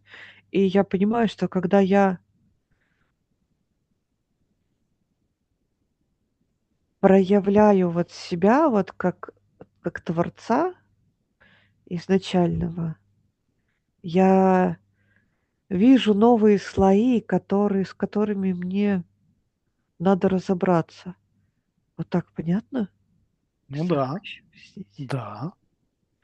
То Хорошо. есть отказ от сомнения позволяет тебе смотреть на это с другой стороны, Ну со да. стороны купола вниз, а не со стороны низа на купол, да? Да, мало того, что видеть себя и там, и здесь. То То есть есть я с ты двух можешь себе, да, да, перемещать везде и всюду, то есть фокус. точки зрения менять, дабы смогла анализировать все очень четко, да? Да, притом это состояние очень чистое. Это вот то, когда мы вот я есть свет. Вот Как идё ритуал венчания перехватывает энергию целых родов? Первое самое, что мне пришло, когда ты сказал про венчание, это я вижу, как завязывают ветки, завязывают. Прям вот 2 структуры вот этой вот, они прям вот так вот, знаешь, как Мгм, сплетаются мгм, в мгм. узел жесткий, и все. Если один спотыкается, значит спотыкается оба. Да, это очень плотное соединение. И что мне не нравится в этом, мне показывает параллель, да, как такая разница, как вот духовной связи, да. Вот здесь узел, который плотный, а здесь рядом 2 ветки, которые в одном месте срослись. Мгм. Есть разница. Да, Когда идет поток, когда вот 2 ветки соединились, и есть возможность питать друг друга, но они вот так продолжают дальше расти. А здесь узел, получается, формируется, где венчание показывает узел путанный вот прям. даже который противодействует, да, этим двум потокам. Да, это как вот завязывание Мгм, просто, мгм. а не срастание, не такое приятное.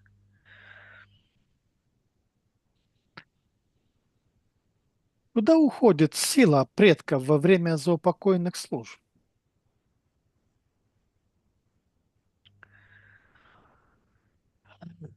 Я хочу сказать даже не то, что сначала куда уходит. Это как поддержание, сейчас скажу, вот помнишь, я говорила, когда ходили вот на кладбище, и вот это вот как это, задержка вот этой вот Мгм, души вот мгм. здесь вот. А это вот как пре это, сила, которая направлена в эту службу, в этот ритуал, она просто закрепляет вот эту вот систему То есть всю и целая система, связь. родовая система целая, да? Да-да-да. И плюс, вот закрепляет живых, людей на ушедших людях. Вот как-то Мгм, так мне мгм. показывает, сплетает их. Вот на это направляется. Ну и понятно, что когда делаются разные подношения тоже, и молитвы, тоже часть уходит не только на поддержание самой структуры и связи с вот рода, с системой себя, а просто в систему, в эгрегор тоже на поддержание уходит. Какие эгрегоры питаются родовой энергией, отнятой у потомков?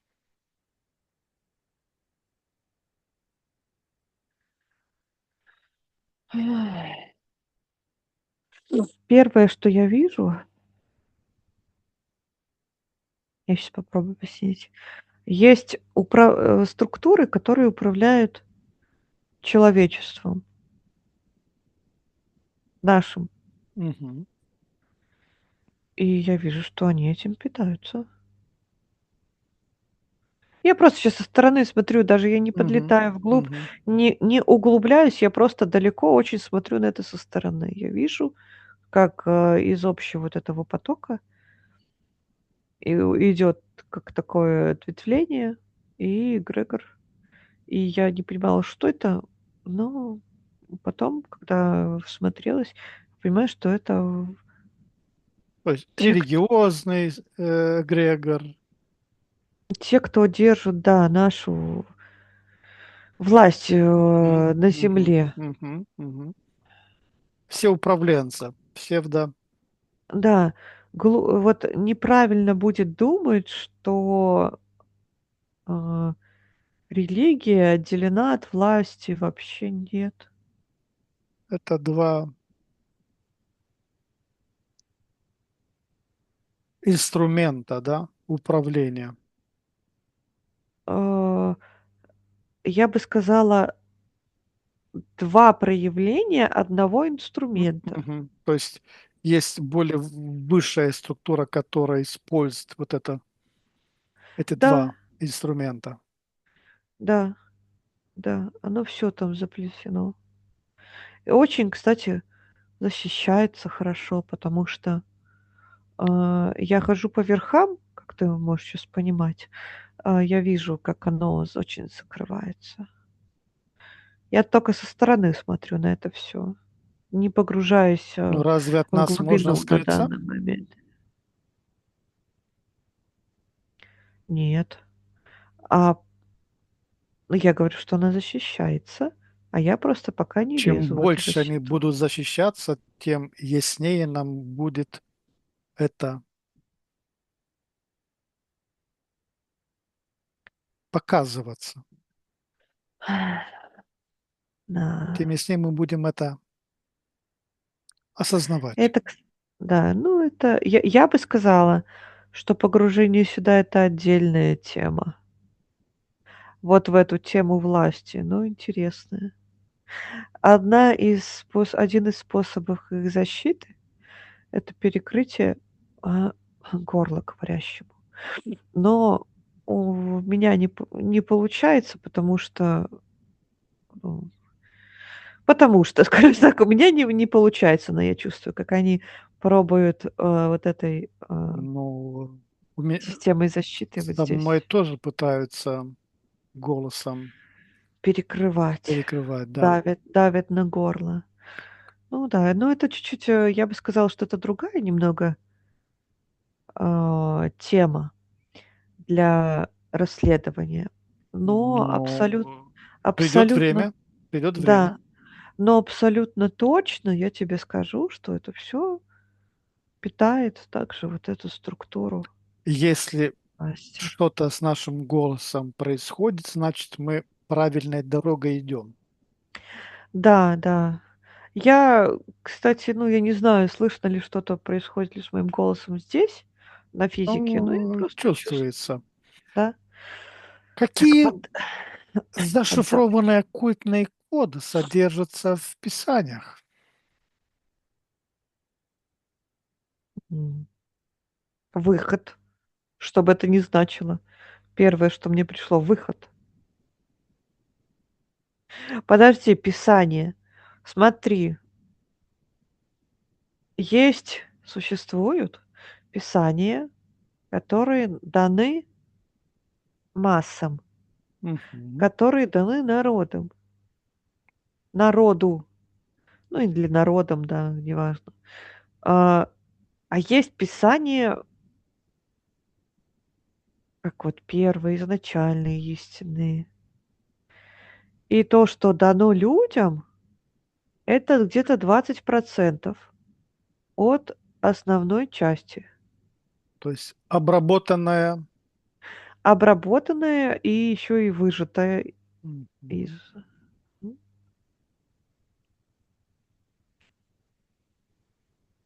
Вот. А то, что я сказала, да, выход. Но не э,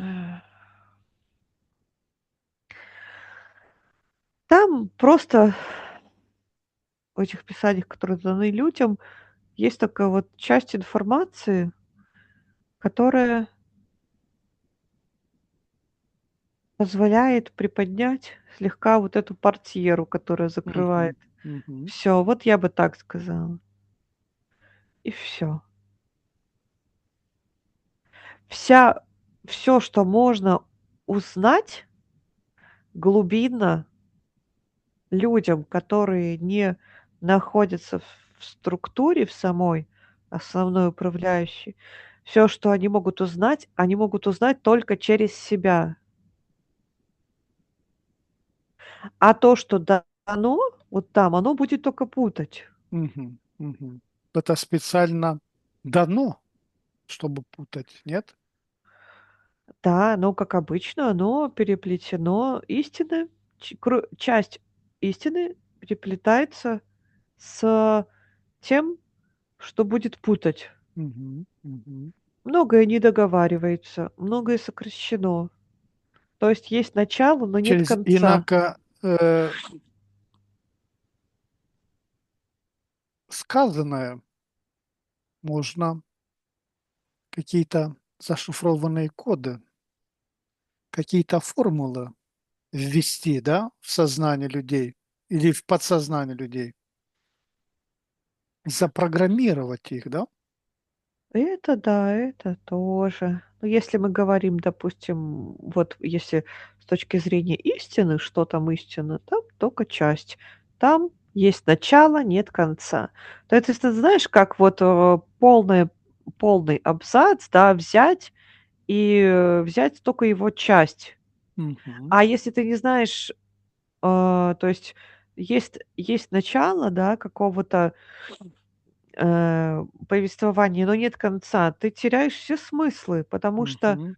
суть уходит вообще. И ты начинаешь додумывать, а еще там где-то дописано, чуть-чуть искажено, и все. И надо прежде всего, и чтобы дойти, докопаться до истины и до сути, надо идти вглубь себя. А когда мы идем вглубь себя, вспоминаем, что происходит, если такой человек, как бы рядовой, начинает копаться в своих ментальных программах. Что происходит? Начинают программы защищаться, и это замкнутый круг. Он идет, ищет в писаниях, там ничего нет. А если он хочет через себя, так как есть только путь через себя, в себе истину вот эту найти, все защищается в глубинно внутри него, и все закрыто. То есть здесь извне информации мало, она искажена, она неточная. А изнутри работает система защиты. Очень просто, удобно и хорошо работает вот эта вот структура, которая защищает все. Как слова любви могут гипнотизировать подсознание командами повиновения?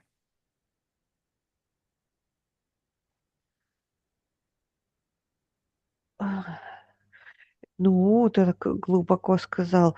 Вот, какие слова любви ты подразумеваешь, когда это спрашиваешь? Потому что есть слова любви, которые идут от души, когда мы говорим Мгм. с истинной любовью, да, Или ты имеешь в виду, а, такие как это сказать, Мгм. даже запрограммированные как бы коды Закамуфлированные любовью, да?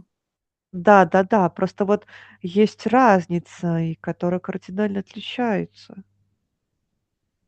То есть вот, а, кстати говоря, вот о любви, ты вот это вот говоришь, и вот у меня сразу вот это делится. А, На разный спектр, да? да, разный спектр, и вот эта вот любовь, которая подается очень часто нам как вариант нормы, она очень, я бы сказала, такая вирусная, больная, Мгм. неправильная, а, искажающая все понятия. Потому что любовь, которая идет от источника, Мгм. Это совсем другая любовь, более высокочастотная. да, и я бы даже сказала, что намеренно, даже соединены вот эти слова, потому что нету разницы в словах, в определении, да, слова. Любовь, как любовь от Мгм. источника Мгм. искренне, и любовь, как любовь вот такая человеческая, искаженная, которая нас учит, в Мгм. которой Мгм. примешаны Мгм. Мгм. страсть, вожделение, Мгм. Мгм. Мгм. желания, страхи и прочее. Мгм. И Мгм. это даже, я бы сказала, намеренно сделано, соединено в одну, Мгм. потому что сила любви, которая из источника, Да. она огромная. Но, Мгм. но сила любви вот этой вот, которой нас учат, Земной, низкой, да, земной, оно она, совсем другая. она совсем другая, но она тоже сильная. Вот сильная. А как человеку в себе вот найти любовь? Нам говорят там, Мгм. любите, найдите в себе любовь. А как он, вот если это одним словом определено, он будет Если смешивать в себе? им нечем познать эту высшую Да, любовь. потому что когда есть название слова и когда есть определение, оно же не просто говорится, есть определение, мы можем определить это, найти Мгм. вот правильное определение, да, дано. А вот это в одном смешивается и искажается. Искажается.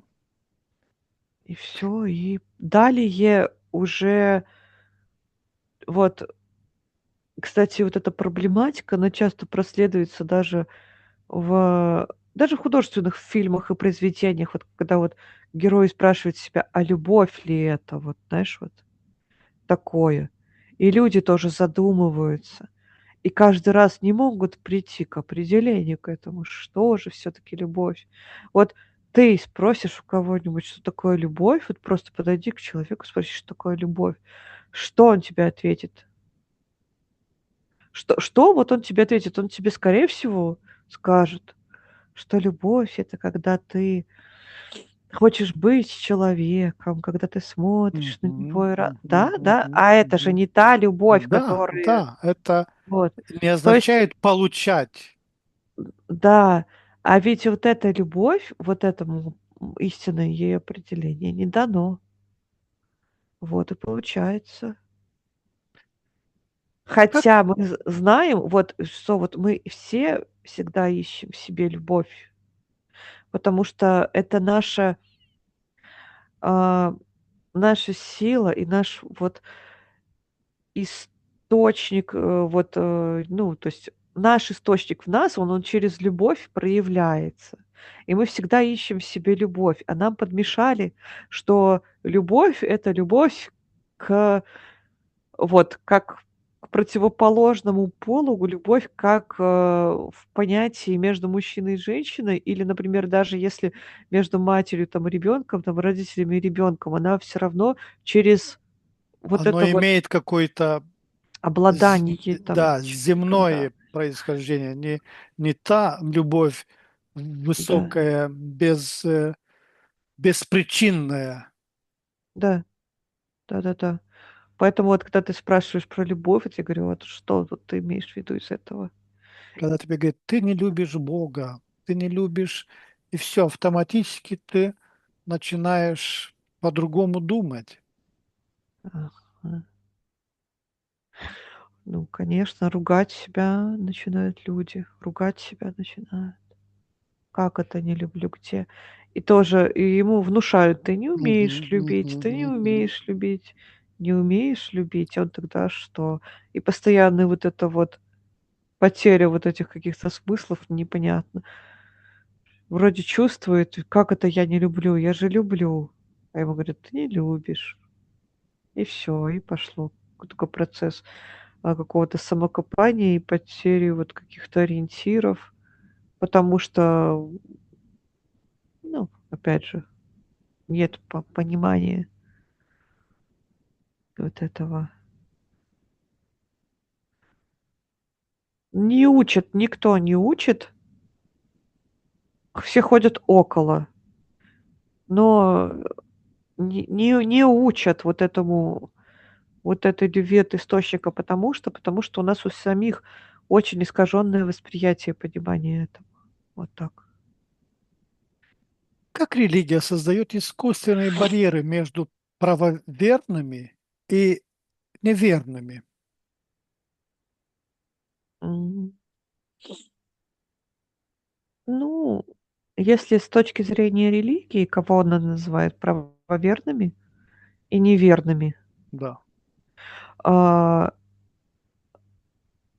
она очень, ну, формирует неприязнь очень сильную и программирует на то, чтобы людей инакомыслящих, Мгм. ну, просто, Считать врагами, да, выбрасывать из социума, да, вот так.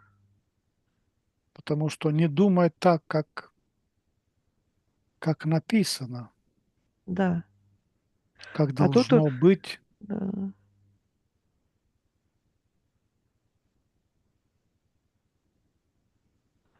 А какие эгрегоры выигрывают от войн, разжигаемых религиозными разделениями?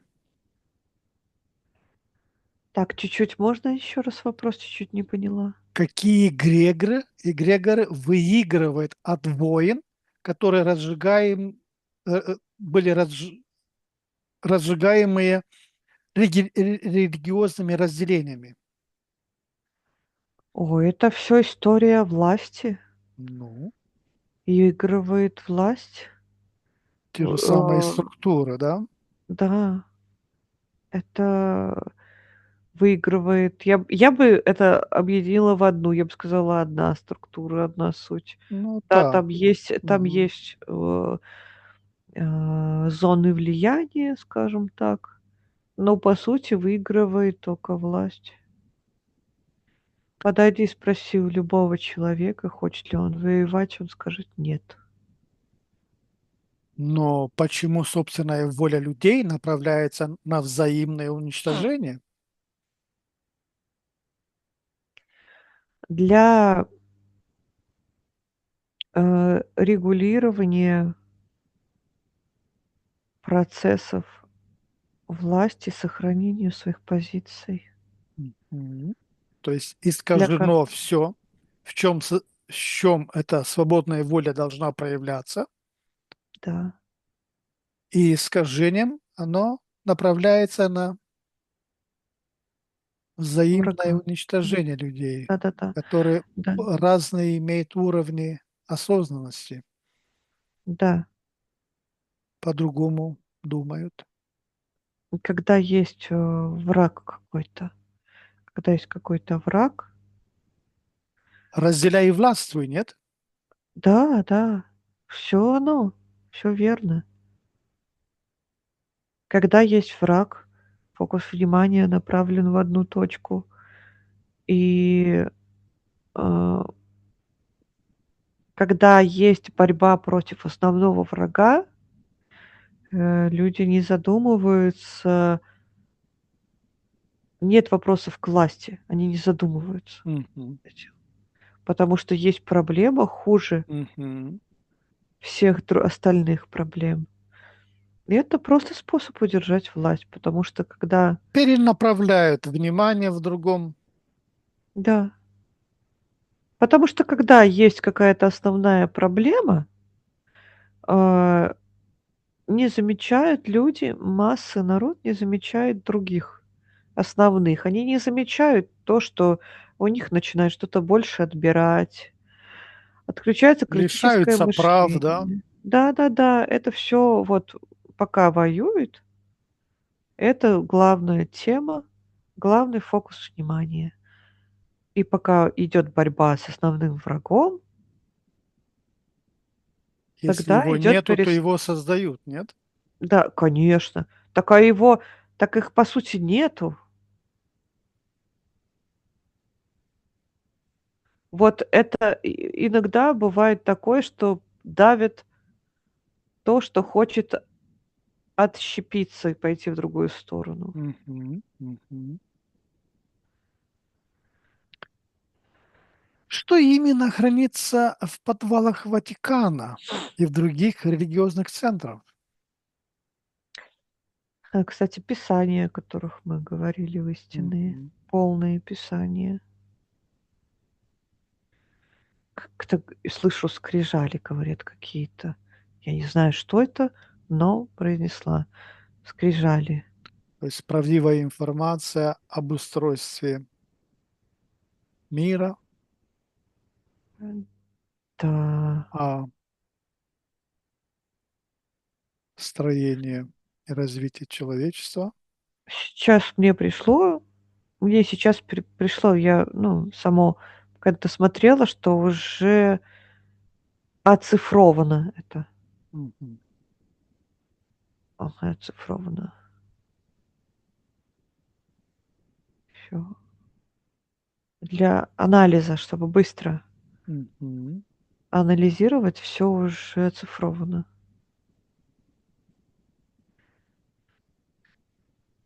И там есть информация, кстати, о предыдущей расе вот людей, то, что я Мгм. говорила.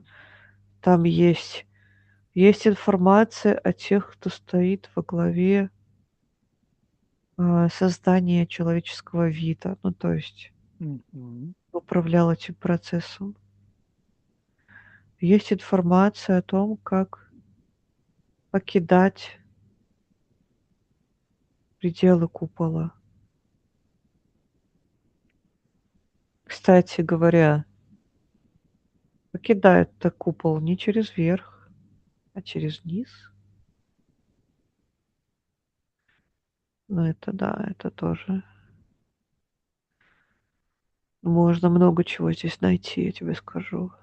Но то, что я сейчас увидела, сейчас пока говорила про покидание купола, я вижу, что его купол покидает внизу. Через какие-то подземные ходы. Да, у основания купола. Мгм. Мгм. Купол покидается внизу. Вот. А вот это есть информация о водах, о водах, которые Мгм. здесь в земле. Я сейчас я пока не копаюсь, хожу по верхам. То есть вот то, что вода, которая находится вот в пределах, о том, откуда выходит. У нас, кстати, вода заходит в нашу систему, через, низ, из-под земли. И она может заходить сюда извне. То есть вот этот цикл, да, который здесь, Мгм. он не замкнутый. Он вообще, То ну, есть то есть вообще не дожди, замкнутый. дожди, как они падают? Смотри, дожди-то падают так, как нас учат. Дожди. А вот вода поднимается из земли. Мгм. Я вижу Поднимается куда? жилы к нам, вот сюда, Мгм. Ясно. под давлением. Через жилы мне показано такие, ну, подземные воды, жилы. Мгм. Вот мне Мгм. хочется жилами называть, жилы земли. Как такие артерии, не знаю, сосуды А вот эти. какова истинная цель освещения лесов, источников? гор. Освещение чем в плане? Ну, освещать. Когда церковь приходит Ну да, освещать? да, да. А, ну, я бы сказала, как, знаешь, как ставят печать. Мгм, Тик-тик-тик-тик. мгм, Чпик, мгм, поставили печать. мгм. Печать. Все как контроль То есть энергетический. показать, что они главные, они те, которые Да. могут наносить какую-то информацию, да? Да, печать. Печать Печать. как будто ставят свою. Да.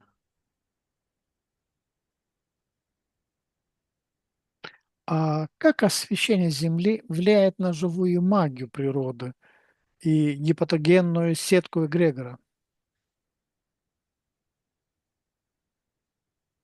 Ну, чуть-чуть проседает, проходит такой немножко слив энергии, но Мгм, в мгм. основе, я скажу так, в основе все равно суть вот эта, она сильнее. То есть все равно не могут. Так, по верхам Мгм, ходят, потому что очень много энергии проходит в некоторых местах, особенно в Земле. Просто потоки энергетические, такие меридианы. И они очень мощные. Они идут извне, они все сдвигают, проходят место, идут дальше. мгм. То есть их сила очень большая. Хорошо. Татьяна, хочешь применить алгоритм отказа от или еще подумаешь? А, я Посмотри. приму. Я приму. Я хочу в осознанность перейти, я приму. Мгм. Потому что Посмо- вы меня перекрыли очень сильно. Прости, что перебиваю, просто идет Посмотри, информация. какие у меня там дела. Трансформация. Но она еще будет идти, Мгм, и мне идет, что она будет идти 3 месяца. Тебе мгм, будет проявляться это все. Сейчас, пока вот я вижу тебя, и за тобой вот идет как твой вот след энергетический, который ты оставил на всех вот этих ветках, времени. И он сейчас, так начинает истираться и формироваться новый мгм. одновременно. То есть у тебя расплылось все Хорошо. и структура. Ага. Татьяна, давай на счете 3 отправимся вместе в тот самый момент, когда ты хочешь менять свое отношение к этому процессу, который происходил над тобой в принятии решений. Будешь ли ты принимать их или не будешь? Их программа. Один, 2, 3.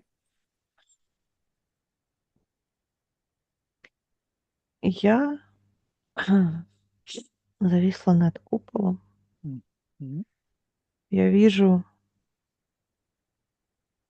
тех Греев, которые убрали у меня энергию тогда, мгм. когда я сюда заходила. Я не могла зайти в купол, потому что он очень твердый по сравнению со мной. Но мне сейчас идет информация, что я могу вот как-то У тебя есть какие-то сомнения, что ты не можешь? не нет, я вижу новую информацию. То есть Мгм, раньше был вход через них, через Греев, которые забирали у меня, мгм, сняли энергию, а я могу по-другому. И так это странно выглядит. Я сфера, я мгм. касаюсь купола, И ты проходишь сквозь купол. Нет не ничего, что могло бы тебя задержать? то есть идет процесс интересный. Я Мгм, начинаю расплываться по нему в стороны, больше всего вверх-вниз и в стороны. Идут искры. У меня сейчас такие мурашки сильные пошли. Мгм. Я расползаюсь, я разряжаюсь. То есть я, ну, именно разряжаюсь в плане, как вот, Утончаешься. да-да-да, вот, вместо плотной становлюсь такой Мгм. разряженной. Мгм. И в этом состоянии я начинаю проходить через него. То есть изначально я не могла, потому что отбрасывалась, Мгм. а теперь я прошла, я вижу. Сейчас ты Си передаешь себе всю информацию, которую ты считаешь нужной, на счете 3. 1, 2, 3. И можешь на счете 3 принять решение, поменять. Да, я меняю. Я буду здесь такая изначальная, как пришла. Вот так. Как мы пришли осознанными, так мы и проведем осознанный опыт на земном плане. У меня сейчас так давит третий глаз вообще. Сильно-сильно вот здесь. Так, ты запустила процесс, да? Да, да, запустила процесс. Отлично. Теперь на счете 3 мы отправимся в первоисточник с тобой. 1, 2, 3. Здесь в первоисточник мы синхронизируем свои персональные матричные коды с основными кодами из первоисточника. 1, 2, 3. А теперь, Татьяна, Да, можем ускорить этот процесс, который мы запустили в экспериментальные порталы высокочастотные для каждого из нас. Вы согласны?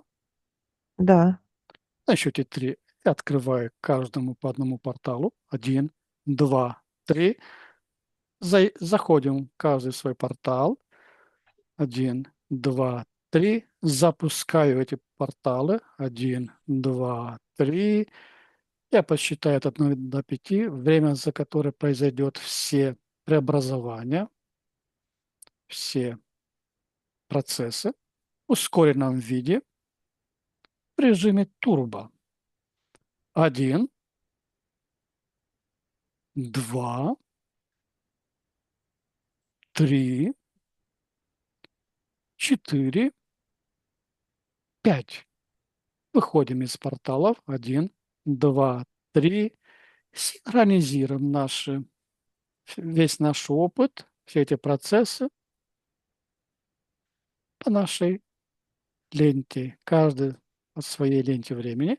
1, 2, 3. Насколько изменился вот этот процесс, насколько он укоротился.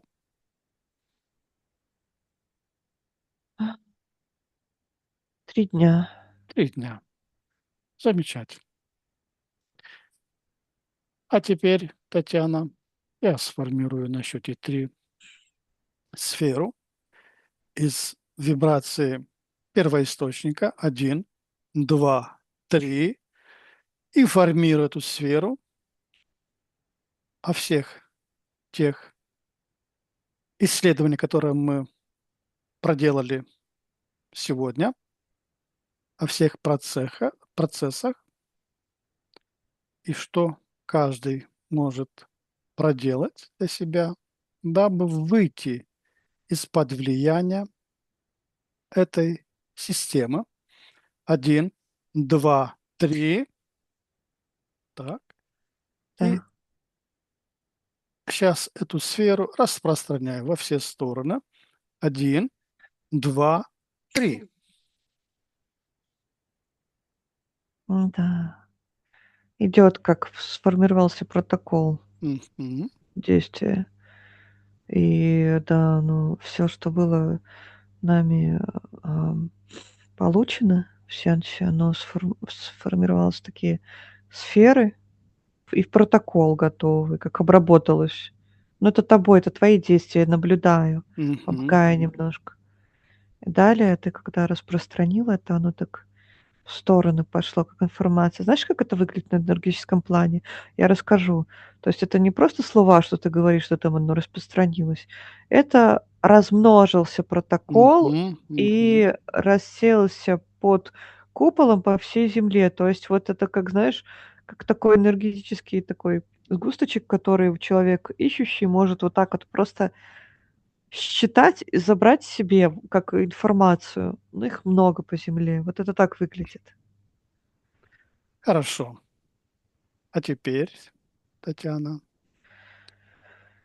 на счете 3 отключаемся от всех информационных потоков, к которым мы были подключены. Один, 2, 3. Повышаем на счете 3 наш уровень энергии вибрации до максимального значения. Один, 2, 3. Сейчас я начну вводить тебя из этого состояния. Твое сознание и тело мягко вернутся в бодрое состояние, сохраняя ощущение комфорта и легкости. Я буду считать от 1 до 5, и с каждым счетом ты будешь чувствовать, как твое сознание становится все более ясным, а тело легким и наполненным энергией. Один. Ты начинаешь постепенно возвращаться в здесь и сейчас. Два. Твое дыхание становится глубже, а мысли более четкими. Три. Ты чувствуешь легкость и бодрость во всем теле. Четыре. Ты почти полностью здесь, ощущаешь приятную свежесть в сознании. И 5. Полностью пробуждаешься, чувствуешь себя прекрасно, бодро и комфортно. Когда ты откроешь глаза, ты будешь чувствовать себя отдохнувшей, спокойной и наполненной сил. Сейчас сделай глубокий вдох и на выдохе открой глаза, полностью вернувшись в бодрое состояние. Как твои ощущения? Очень хорошо. И я сейчас вернулась и вспомнила, что меня накрывало, когда мы только начали погружаться.